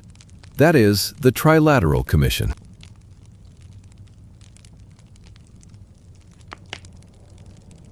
Chapter 9. The Trilateral Commission, the organization founded to govern the world by consensus. In 1973, David Rockefeller sat in his office at the Chase Manhattan Bank headquarters in New York and wrote a letter to hundreds of the most powerful people across 3 continents. The letter was not an invitation to a dinner party or a routine business proposal. It was a call to create an entirely new organization, one that had never existed in human history, connecting the leaders of the 3 greatest economic and political poles in the world: North America, Western Europe, and Japan. Rockefeller called the idea the Trilateral Commission. The reasons he gave in the letter sounded entirely reasonable and even noble. The world was becoming so complex and interdependent that no single nation or region could address its great challenges alone. Inflation, the energy crisis, monetary instability, terrorism, competition from developing nations. All of these required a mechanism for coordination among the leaders of the free world to manage together. But there was one question Rockefeller did not raise in that letter. Who had elected him to gather those people together and decide what they would coordinate on? The answer, of course, was no one. David Rockefeller did not need anyone to elect him. He was David Rockefeller.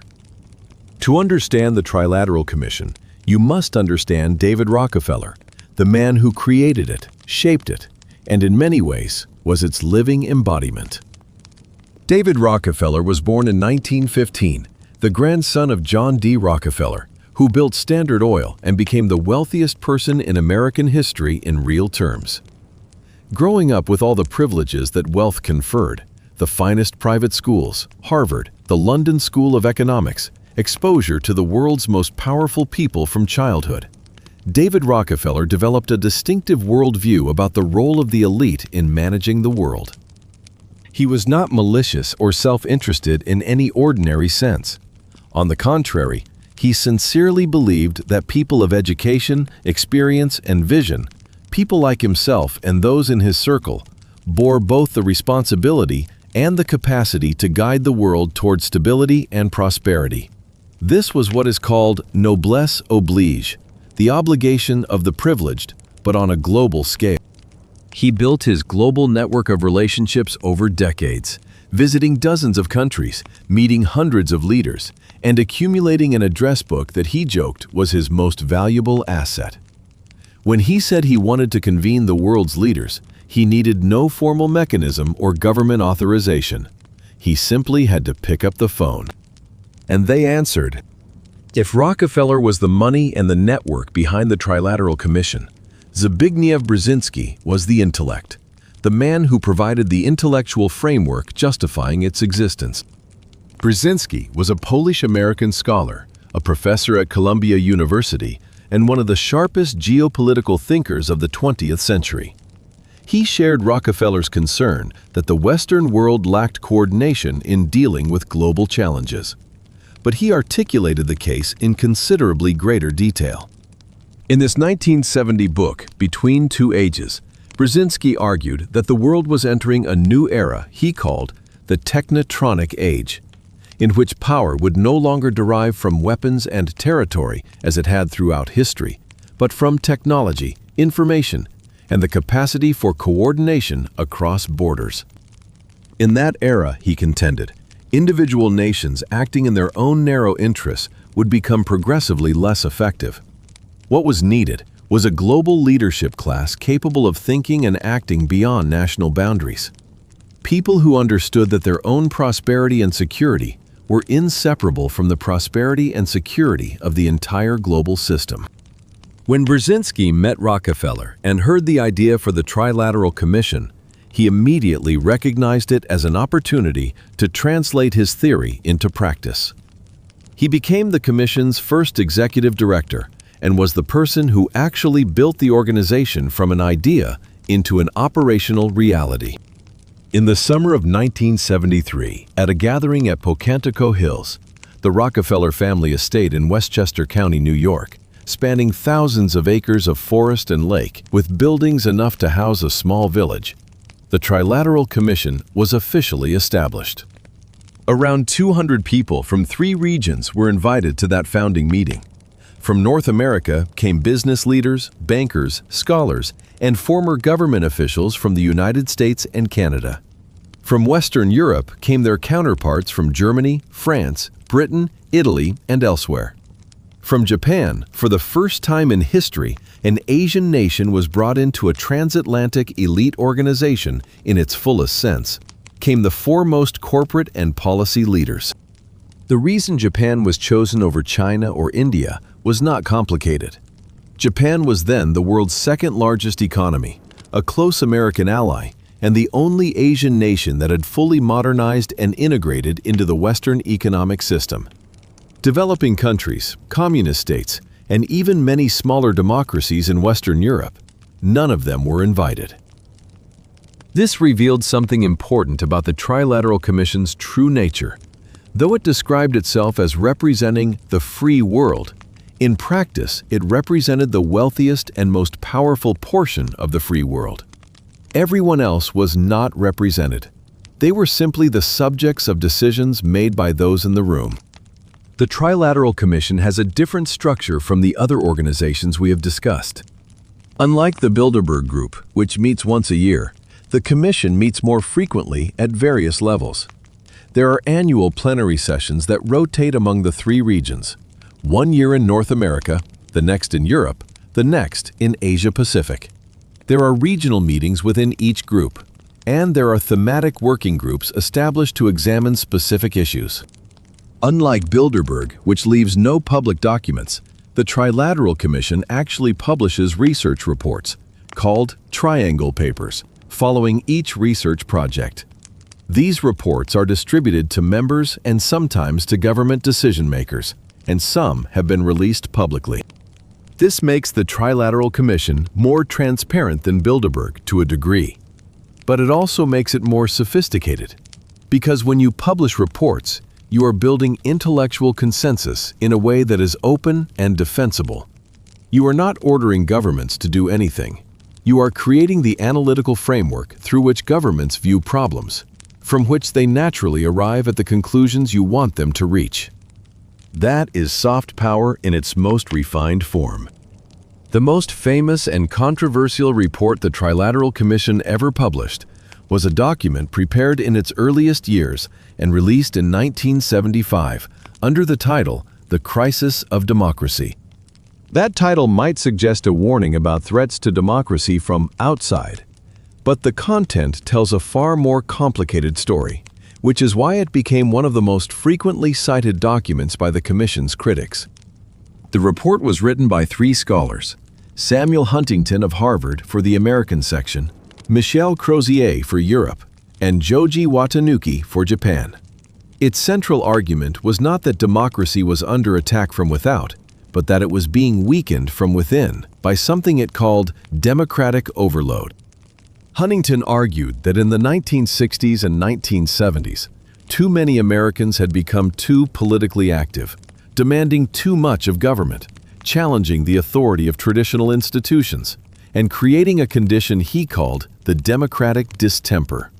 The result was that governments could not function effectively because they were being pulled in too many directions by too many demands from too many different groups. The solution the report proposed, in language that was tactful but clear, was to moderate the degree of democratic participation, suggesting essentially that perhaps not everyone should have a say in every decision, and that a certain degree of political apathy might be a necessary condition for stability. When you read that in the context of an organization founded by billionaires and comprising the world's wealthiest and most powerful individuals, the unavoidable question is, who will participate and who will be moderated? Critics of the report, including many progressive scholars and journalists, interpreted it as a call to restrict democracy in order to protect elite interests. Its defenders argued that it was an honest academic analysis of the challenges of governance in modern democracy. Wherever you stand in that debate, the fact remains, a private organization funded by the super wealthy published a document suggesting that democracy was working too well, that too many people had too much of a voice, and that is something worth sitting with. In 1976, an obscure governor from Georgia won the presidential election and entered the White House. His name was Jimmy Carter. And the story of Jimmy Carter and the Trilateral Commission is one of the clearest examples of how the organization operates in practice. Carter was a founding member of the Trilateral Commission. Almost no one knew this when he ran for president, but after he won, the picture that emerged was striking. Brzezinski, the co-founder of the Trilateral Commission, became National Security Advisor. Cyrus Vance, a commission member, became Secretary of State. Harold Brown, a member, became Secretary of Defense. Walter Mondale, a member, became Vice President. Michael Blumenthal, a member, became Secretary of the Treasury. When one journalist ran the count, he found that more than half of the most important positions in the Carter administration were filled by Trilateral Commission members. This can be explained in two ways.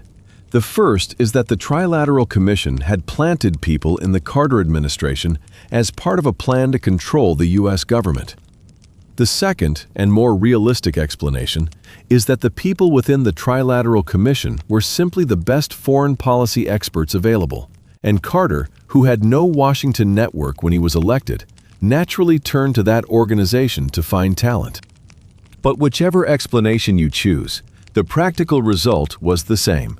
The most consequential foreign policy decisions of the Carter administration, from the Panama Canal treaties to the normalization of relations with China to the Iran hostage crisis, were made by people whose backgrounds and thinking had been shaped through the Trilateral Commission. This raises the question, when those people made decisions, whose interests were they representing? Those of the American citizens who elected Carter, or those of the transnational elite that the Trilateral Commission represented? In 1973, the same year the Trilateral Commission was founded, the oil crisis erupted.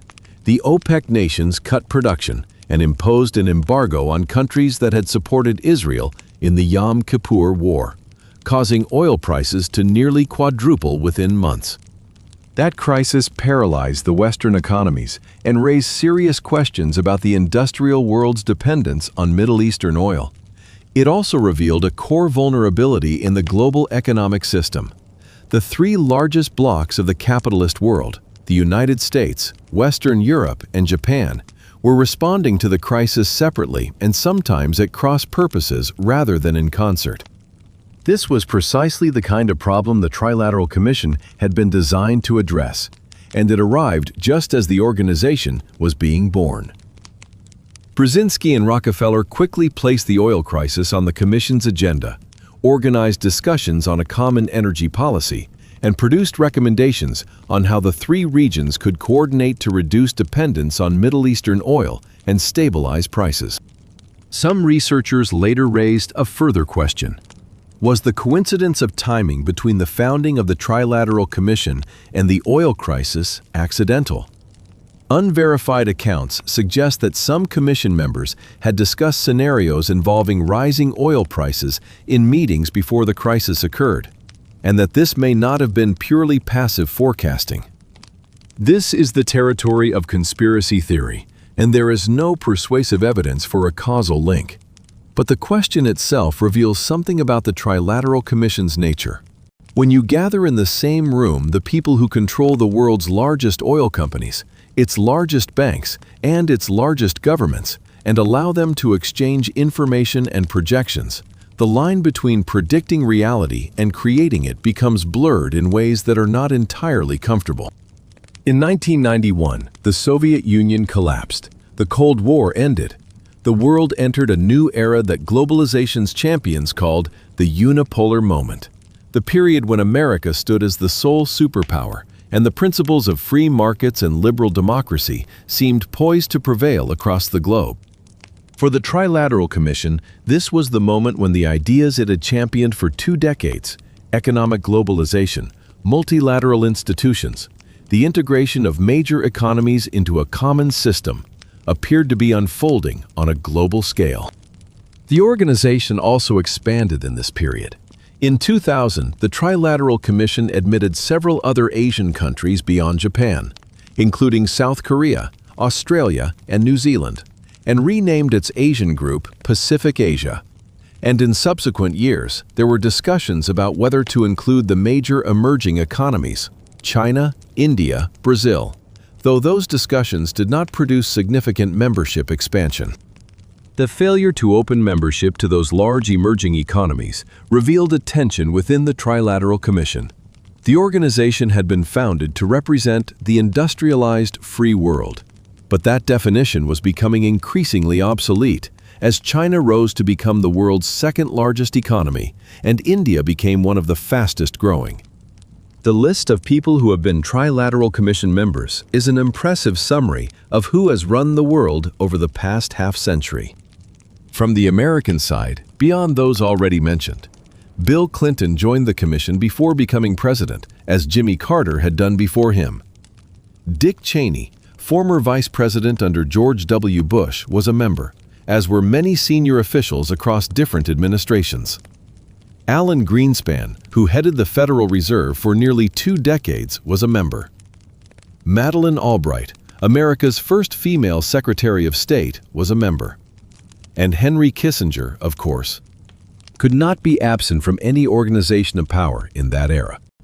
From Europe, the list includes numerous prime ministers, finance ministers, and central bank governors. Romano Prodi, president of the European Commission and later Prime Minister of Italy, was a member. Many of the architects of the Euro project and European economic integration had ties to the organization. From Japan and the Asia-Pacific, the list includes leaders of the largest corporations, Toyota, Sony, Mitsubishi, alongside former prime ministers and senior government officials. The pattern running through that list is consistent. These were not necessarily the faces on the front pages of newspapers. They were typically the second and third tier in the power structure, the people who actually operated the machinery while the elected figures performed before the cameras. What is striking about the Trilateral Commission is that it draws criticism from both political poles, suggesting it may be doing something that genuinely unsettles many people, even if for different reasons. From the left, critics like Noam Chomsky argue that the Trilateral Commission is a textbook example of what he calls elite consensus, a mechanism through which international capital coordinates to steer the policies of governments in directions favorable to capital, regardless of who has been elected. In this view, the Commission is not a conspiracy organization, but the natural mechanism through which economic power is converted into political power. From the right, particularly the nationalist right, the Trilateral Commission is seen as an enemy of national sovereignty. The argument is, when American leaders prioritize coordination with Japan and Europe over purely American interests, they are betraying the people who elected them. Barry Goldwater, the prominent American conservative senator, in his 1979 memoir wrote at length about his concerns regarding the Commission, describing it as an effort to create a consolidated international political and economic system, in which the American government would be merely one component. Here is something unusual. Chomsky and Goldwater, 2 people who share almost no political common ground, both express concern about the same organization, though for reasons that mirror each other exactly. Looking back across half a century of the Trilateral Commission's activity, its greatest legacy is not any specific policy decision, but its role in building the intellectual and political consensus in favor of economic globalization. The ideas of trade liberalization, global financial integration, and the relocation of production to lower-cost locations. Those ideas were discussed, developed, and championed in commission meetings and in the Triangle Papers, many years before they became actual policy through the WTO, NAFTA, and dozens of other trade agreements. The results of those policies are one of the great economic debates of our time. On one hand, globalization helped hundreds of millions of people in developing countries, particularly China and India, escape poverty. It made goods cheaper for consumers in wealthy nations. It accelerated technological development and connected economies in ways that created genuine wealth. On the other hand, it caused large-scale industrial displacement in developed countries, particularly the United States, with millions of manufacturing jobs disappearing. It contributed to rising inequality within wealthy nations, as the gains of globalization concentrated in the hands of capital owners and high-skilled workers, while ordinary laborers bore the costs. And it created supply chains so mutually dependent that a pandemic or a geopolitical conflict could produce global disruption, as we saw with COVID-19 and the war in Ukraine. The people in the Trilateral Commission's meeting rooms in 1973 helped create a portion of the world we live in today. Whether that world is better or worse than the alternatives is a question without a simple answer, and perhaps one that will never have one. The Trilateral Commission still exists and still operates. It holds annual meetings. It publishes reports. It has a website with information about its members and activities, though not complete enough for you to know who said what in the closed sessions. The membership has changed. Fewer of the faces of the Rockefeller and Brzezinski generation, more younger leaders from newer industries. The issues on the table have changed too. Artificial intelligence, climate change, the rise of China, the erosion of the liberal international order. But the core question remains unchanged. Who is permitted to sit in those rooms and who is not? Who defines the problems and who proposes the solutions?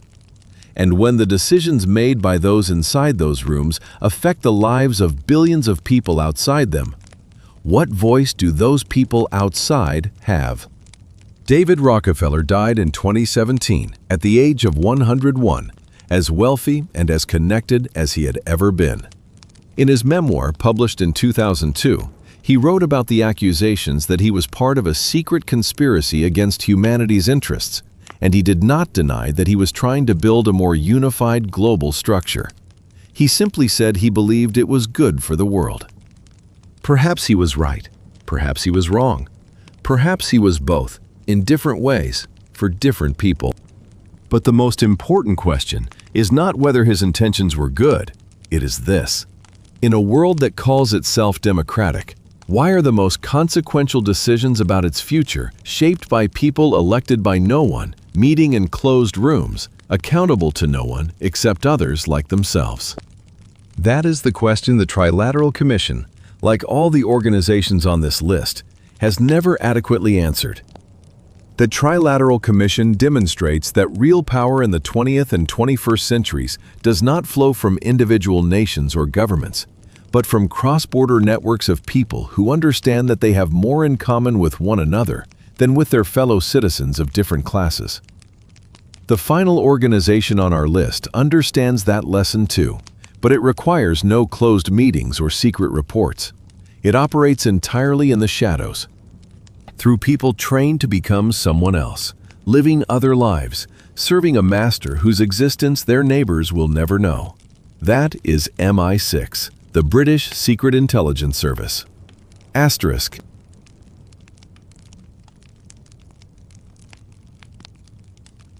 Chapter 10. MI6, the agency that shaped the world from the shadows for a century. There is a building on the south bank of the Thames in London that any tourist can see from Vauxhall Bridge. It looks like no other government building in the world, constructed from yellow and green stone with protruding towers and strange architectural lines that blend an ancient fortress with a science fiction spacecraft. It looks as though an architect dreaming of Babylon had accidentally designed the headquarters of a spy agency. Londoners call it Legoland for its peculiar toy-like appearance. Others call it Vauxhall Cross. Officially, this is the headquarters of the British Secret Intelligence Service, or SIS, but the world knows it by another name, shorter and more mysterious, MI6. The strange thing about that building is its very existence. For most of its history, MI6 officially did not exist. The British government did not acknowledge it. Its address was secret, the name of its head was secret, its budget was secret. Even the fact that it was doing what it was doing was secret. None of that changed until 1994, when an Act of Parliament first formally acknowledged MI6's existence in legal text, meaning that for 85 years, from 1909 to 1994, Britain maintained an organization that carried out activities affecting the politics and lives of millions of people around the world, while officially denying that organization existed. That is MI6, and its story begins not in London, but in a dying empire. To understand where MI6 came from and why it became so powerful, you need to understand the British Empire at the turn of the 20th century. At its peak, the British Empire controlled roughly 1/4 of the Earth's landmass and about 1/4 of the world's population. From Canada to India, from Australia to South Africa, from the Caribbean islands to Southeast Asia, the sun never set on British territory. Managing that vast empire required a continuous flow of information from every corner of the world. Intelligence about local conspiracies, foreign rivals, rising nationalist movements, and the intentions of competing empires. The British had always maintained a tradition of gathering foreign intelligence, partly through formal diplomatic networks, partly through informal individuals operating in the shadows. But those mechanisms were ad hoc and unsystematic, and by the early 20th century, the escalating rivalry with Germany demanded something more organized. In 1909, the Imperial Defense Committee, a British government committee alarmed by German spy networks operating on British soil, decided to establish a secret intelligence bureau. The bureau was divided into two sections: the domestic section, which later became MI5, with a mandate for counterintelligence and internal security, and the foreign section, which later became MI6, with a mandate for intelligence operations abroad.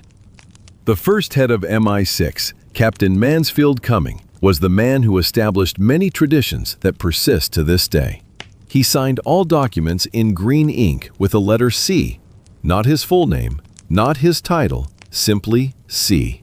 From that point on, all heads of MI6 have been referred to internally as C, regardless of their actual name. In the James Bond films, the character M, Bond's boss, is the fictional version of C. This is no coincidence. Ian Fleming, who created James Bond, had worked in British naval intelligence during the Second World War and had connections to the world of MI6.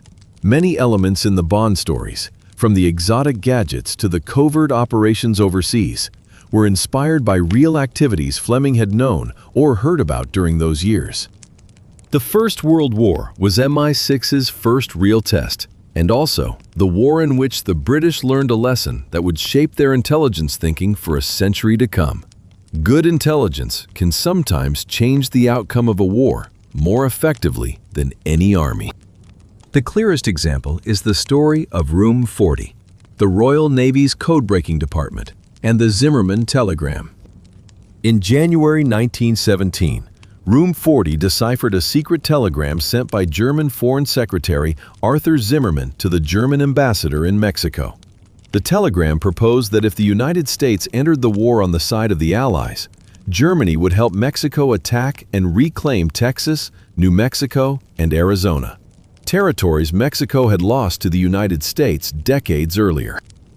The British had decoded the telegram, but they faced a problem. If they disclosed its contents to the United States, they would reveal to Germany that their codes had been broken. The ingenious solution devised by Room 40's Captain William Hall was to arrange for the telegram to be independently discovered through a British agent operating in Mexico, creating the cover story that the information came from another source rather than from decryption. When the contents of the Zimmermann telegram were revealed to the American public in February 1917, outrage surged through public opinion. 2 months later, the United States declared war on Germany. A single decoded and cleverly handled telegram had changed the outcome of the First World War. That was the lesson MI6 carried forward for a century. The best intelligence is not what you have. It is what you know how to use without revealing that you have it. If the First World War was a test, the Second World War was the final examination, and British intelligence passed it with results so remarkable that they fundamentally changed how the world understood the importance and intelligence in warfare. The central story is Bletchley Park, a country estate converted into the largest code-breaking center in history. There, thousands of mathematicians, linguists, engineers, and brilliant puzzle solvers worked around the clock to break Germany's Enigma encryption system, a cipher the Germans believed was unbreakable. Alan Turing, the brilliant British mathematician regarded as the father of computer science, was at the heart of that effort. He designed electromechanical machines called bombs that could automatically test millions of encryption combinations until they found the key to reading intercepted German messages. The product of Bletchley Park's work, known as ultra-intelligence, allowed the Allies to read much of Germany's secret communications throughout the war. But as with the Zimmermann telegram, the British constantly grappled with an uncomfortable question: how to use information derived from ultra without letting Germany know that Enigma had been broken. They sometimes had to allow German submarines to attack convoys they knew would be targeted, because if all those ships escaped, Germany would grow suspicious. They had to construct cover stories, plausible alternative explanations for why the Allies happened to be in the right place at the right time. This is one of the most agonizing paradoxes of intelligence warfare. Knowing something, but being unable to act on that knowledge because acting would reveal the knowledge, and losing that knowledge would cost far more than the price of inaction now.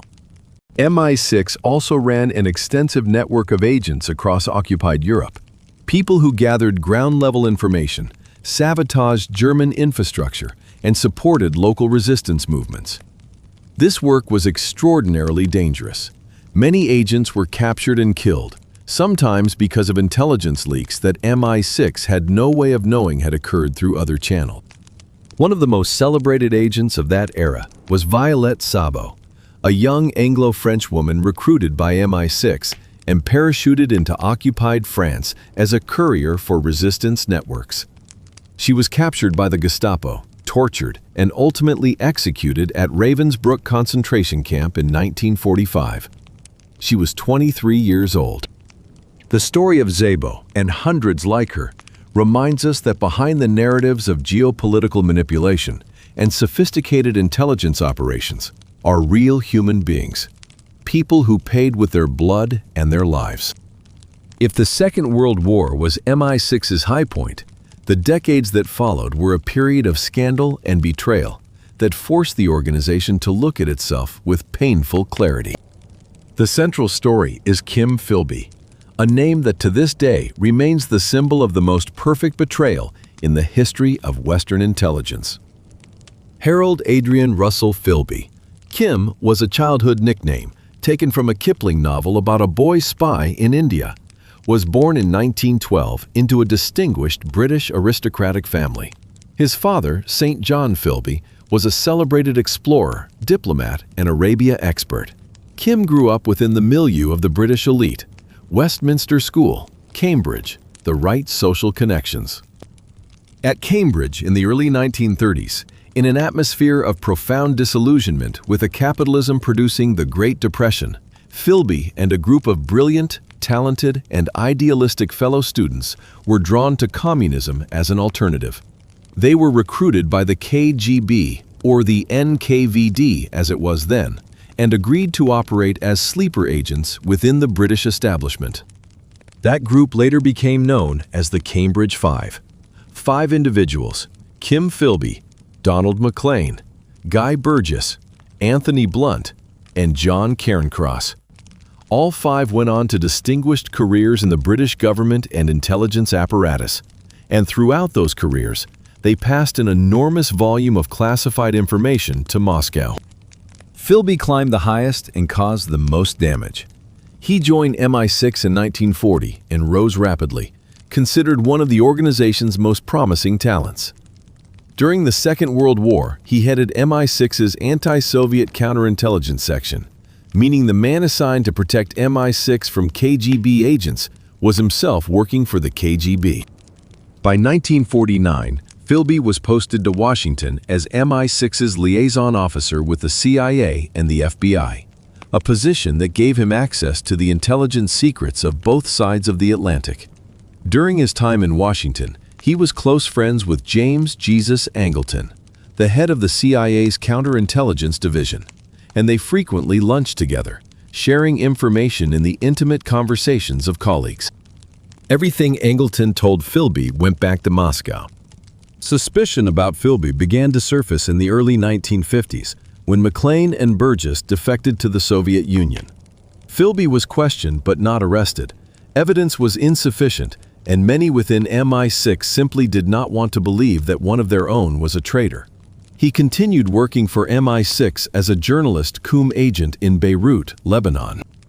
In 1963, when the evidence finally became undeniable, Philby defected to Moscow before he could be arrested.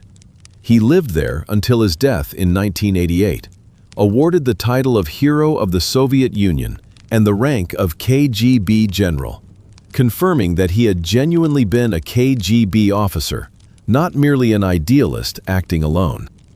The damage Philby inflicted on MI6 and the West is incalculable. Every anti-Soviet intelligence operation MI6 planned during Philby's years was known to Moscow in advance. Every agent MI6 inserted into the Soviet Union and Eastern Bloc countries during that period may have been compromised. Dozens of people may have died as a result of the information Philby disclosed. And perhaps the greatest damage was not the secrets lost, but the suspicion that the Philby affair sowed within Western intelligence. If the man considered one of Britain's finest intelligence officers turned out to be a KGB agent throughout his career, who else might be? That question haunted MI6 and the CIA for decades, spawning internal purges, groundless suspicions, and miscarriages of justice. The 1950s were also a decade in which MI6 learned painful lessons about the limits of what intelligence can achieve and the unpredictable consequences of intervention. In 1953, MI6 partnered with the CIA in Operation Ajax, the coup that overthrew Iranian Prime Minister Mohammad Mossadegh, which we touched upon when discussing the CIA. From MI6's perspective, the operation originated from a very specific economic motive. Mossadegh had nationalized the Anglo-Iranian Oil Company, the forerunner of BP, and Britain wanted to reclaim control of that oil. Tactically, Operation Ajax succeeded. Mossadegh was removed, and Shah Reza Pahlavi returned to power. But strategically, in the long term, it was a disaster. The resentment toward the Shah and toward Western interference in Iranian politics accumulated over 20 years until it erupted in the Islamic Revolution of 1979, and from that point to this day, the relationship between Iran and the West has been poisoned by the memory of 1953. Also in the 1950s, MI6 played a role in the Suez Crisis of 1956, one of the greatest diplomatic catastrophes in modern British history. When Egyptian President Nasser nationalized the Suez Canal, Britain and France, in secret collusion with Israel, drew up plans for a military assault to retake the canal and topple Nasser. MI6 was part of those plans, which included plots to assassinate Nasser. The operation launched in October 1956 and collapsed spectacularly, not because Egypt resisted effectively, but because the United States objected. President Eisenhower, caught off guard by his allies' actions and furious at having been kept uninformed, applied severe economic pressure to force a British and French withdrawal. The Suez Crisis revealed two important things about MI6. First, that the British Empire could no longer act independently on the world stage. Britain had weakened to the point where even more modest regional ambitions depended on Washington's consent. Second, that MI6, for all its skilled operatives and sophisticated plans, could not compensate for strategic failure at the highest political level. From that point forward, MI6 operated in an increasingly tight relationship with the CIA, sharing intelligence, coordinating operations, and sometimes serving as the instrument through which the United States accomplished things it did not wish to do directly. If there is one thing for which MI6 is more renowned than the CIA in the intelligence world, it is the art of recruiting and running human agents. The CIA has tended to rely more heavily on technology, satellites, electronic eavesdropping devices, signals analysis. MI6 has traditionally placed greater faith in human beings. Individuals recruited from the diplomatic, governmental, military, and business circles of other countries, persuaded to share the secrets of the governments or organizations they serve. The process of recruiting an agent, known as recruitment or talent spotting in intelligence parlance, is one of the most subtle and complex arts human beings have developed. It begins with identifying a potential target, someone with access to valuable information, and someone with a vulnerability that can be exploited. Those vulnerabilities can be financial, someone who needs money. They can be ideological, someone who disagrees with their own government. They can be personal, someone with a family member abroad whom they wish to protect. They can be compromising secrets, an affair, a stigmatized sexual orientation, a criminal past, things that can be used as leverage.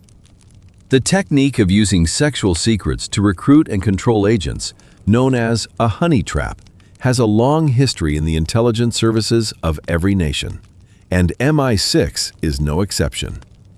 Agents are used to build romantic relationships with targets, and those relationships are subsequently used to extract information or exert pressure. But the best agents are not recruited through money or coercion. They are recruited through ideology, through belief in a cause. The Cambridge Five are the perfect example. They did not betray Britain for money or because they were blackmailed. They did so because they believed in communism. That is precisely what made them far more dangerous and far more difficult to detect than paid spies. Just as the CIA has its technical services developing secret devices, MI6 has its Q branch, from which Ian Fleming drew the character Q in James Bond, who equips Bond with miraculous gadgets in each film. In reality, MI6's Q branch, officially known as the Technical and Surveillance Section, has a history of developing devices every bit as impressive as anything that appears on screen. During the Second World War, MI6 and the SOE, the Special Operations Executive, another British secret organization, developed countless concealment devices for agents operating in occupied Europe. Miniaturized radio transmitters small enough to hide in a suitcase. Invisible ink for writing secret messages in ordinary letters. Weapons concealed in everyday objects such as pencils or walking sticks. And poison compressed into small tablets small enough to hide in the lining of a shoe. During the Cold War, these devices became considerably more sophisticated. MI6 and the CIA jointly developed miniature cameras capable of photographing classified documents, microphones concealed within ordinary objects, and encrypted communication systems that allowed agents to communicate without detection. But perhaps MI6's most impressive technical achievement of the Cold War was not a small device at all, but a large-scale engineering project, Operation Gold, or Operation Stopwatch, the secret excavation of a tunnel from West Berlin into East Berlin to tap Soviet and East German military telephone cables. The tunnel stretched more than 500 meters, bored deep underground and equipped with sophisticated listening equipment, and began operating in 1955. For months, it provided the Allies with an enormous volume of intelligence about Soviet military activity in East Germany. But there was a small problem. The KGB had known about the tunnel before it was finished. George Blake, an MI6 officer who had participated in planning the operation, was a KGB agent, and he had reported the entire plan to Moscow from the outset. The KGB deliberately allowed the tunnel to continue operating for months, because had they shut it down immediately, MI6 would have known there was an internal leak. The story of the Berlin Tunnel is the perfect illustration of the nature of Cold War intelligence. Intricate and expensive plans undermined by agents hidden within the very organization that conceived them, creating an endless hall of mirrors in which one could never be entirely certain who knew what, and who was deceiving whom. Under Prime Minister Margaret Thatcher, MI6 underwent a period of renewal and expanded operations. The Falklands War of 1982, when Argentina seized the Falkland Islands and Britain dispatched a naval task force into the South Atlantic to reclaim them, demonstrated both the strengths and weaknesses of MI6. On the weakness side, MI6 had failed to anticipate the Argentine invasion, despite warning signs. On the strength side, once war broke out, MI6 provided critical intelligence about Argentine forces and coordinated with the CIA to apply diplomatic and intelligence pressure. Throughout the 1980s, MI6 was actively engaged in Afghanistan, where the Soviet Union had invaded in 1979 and was becoming mired in a guerrilla war. Alongside the CIA and Pakistan's ISI, MI6 provided money, weapons, and training to Mujahideen resistance groups fighting the Soviets. That operation ultimately contributed to the Soviet withdrawal from Afghanistan in 1989. But it also left long-term consequences, as many organizations and individuals supported during that period later became the Taliban and Al-Qaeda. This is one of the most oft-repeated lessons in intelligence history. Today's allies frequently become tomorrow's enemies, and the weapons and skills provided for one purpose are routinely repurposed for another. When the Soviet Union collapsed in 1991, MI6, like all Western intelligence agencies, faced an existential question. What do we do now? For 45 years of the Cold War, the mission had been relatively clear. Gather intelligence on the Soviet Union and the Eastern Bloc, counter Soviet espionage in Britain and among allies, and conduct covert operations to weaken Soviet influence around the world. Now, that primary adversary had vanished. MI6 pivoted toward new threats: international terrorism, the proliferation of weapons of mass destruction, transnational organized crime, and regional conflicts in territories previously within the Soviet sphere of influence. And then September 11, 2001 arrived, and everything changed again. In the months after the attacks, there was enormous pressure from Washington on all allies to support the war on terror. MI6 was drawn into operations that the organization would later struggle to explain and justify. The most significant issue was what MI6 knew about the CIA's enhanced interrogation programs, a euphemism for torture, at secret black sites after 9/11. A 2018 parliamentary inquiry concluded that MI6 had been aware of those interrogation techniques and in some instances had supplied questions for the CIA to use when questioning detained suspects. MI6 rejected the most serious conclusions, arguing that its officers had acted in accordance with the legal guidance available to them at the time. But the debate over what MI6 knew and did during that period remains unresolved. Nothing has damaged MI6's credibility in recent decades more than the Iraq dossier of 2003. In the months before the United States and Britain invaded Iraq, Prime Minister Tony Blair presented Parliament with a document alleging that Iraq, under Saddam Hussein, was developing weapons of mass destruction and could deploy them within 45 minutes. That document was built upon MI6's intelligence assessments. When the invasion took place and no weapons of mass destruction were found, an unavoidable question arose. How wrong had MI6 been? And had anyone deliberately inflated or fabricated intelligence to justify a political decision already made? The Chilcot Inquiry, one of Britain's most comprehensive investigations into a policy decision, concluded in 2016 that intelligence assessments regarding Iraqi weapons had been stretched well beyond what the actual evidence supported, that claims had been presented with a certainty the evidence did not justify, and that the intelligence assessment process had been influenced by pressure to provide justification for a political decision already taken. This was a painful lesson about the relationship between intelligence and politics. Intelligence can be distorted, not necessarily through outright fabrication, but through selection, emphasis, and interpretation steered toward the conclusions those commissioning it wish to hear. The 21st century has fundamentally transformed the way MI6 operates, not by replacing traditional techniques, but by adding an entirely new dimension. In the digital world, almost everything leaves a trace. Mobile phones track your location, emails and messages record your conversations, bank accounts monitor your transactions, social media reveals your relationships. For MI6, this means a source of intelligence richer and more abundant than ever before. But at the same time, it means MI6's own agents have a harder time staying hidden. Every mobile phone is a tracking device. Every border crossing leaves a record in a database. Every financial transaction can be analyzed. Creating a convincing false identity in the 21st century, complete with social media history, financial records, and multiple layers of digital verification, is an entirely different challenge from the Cold War era. The Snowden scandal of 2013 revealed that MI6, through its relationship with GCHQ, Britain's signals intelligence agency, had access to the large-scale global surveillance systems operated by America's NSA.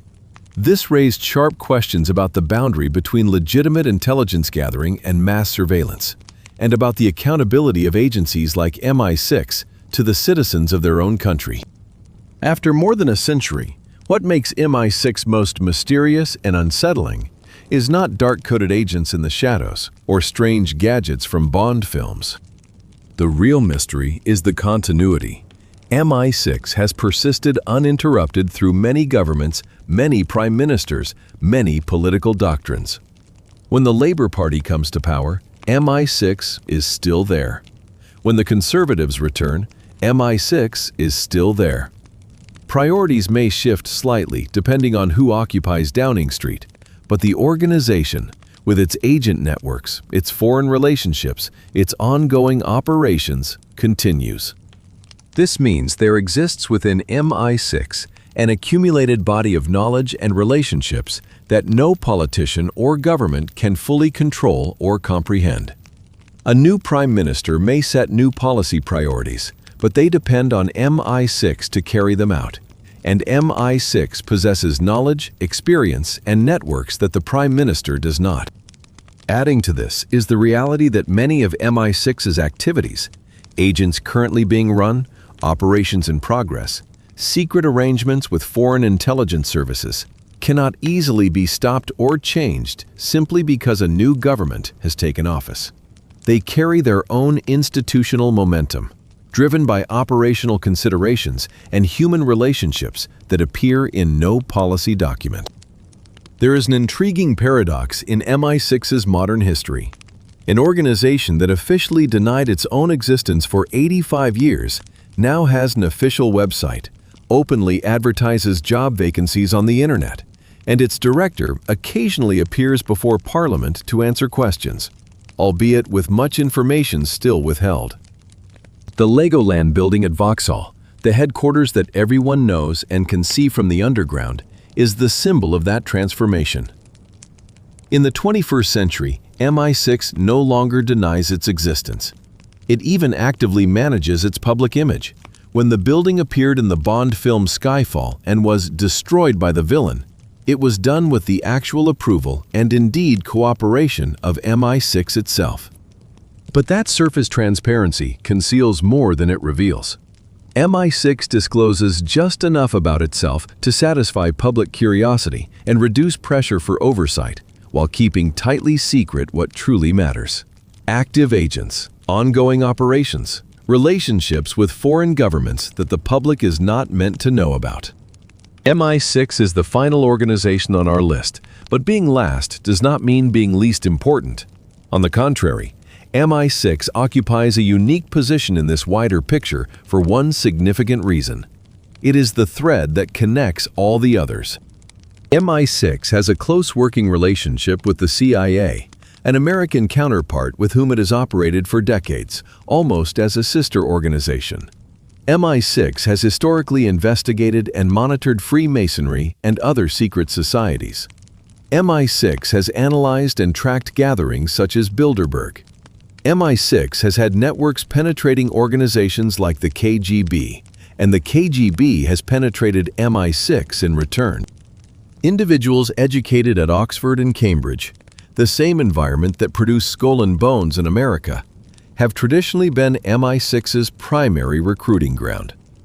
And unlike the other organizations on this list, which operate primarily through soft power, relationship networks, and ideological influence, MI6 has the capacity to act directly, covertly, and at times violently across the world. That makes it not merely a mysterious organization, but an organization capable of changing reality, not through persuasion or funding or convening meetings, but by placing the right person in the right place at the right time, or sometimes by removing the wrong person from the equation in ways that no one ever gets to hear about. 10 organizations, 10 stories.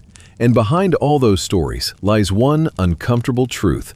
The world does not operate the way textbooks describe.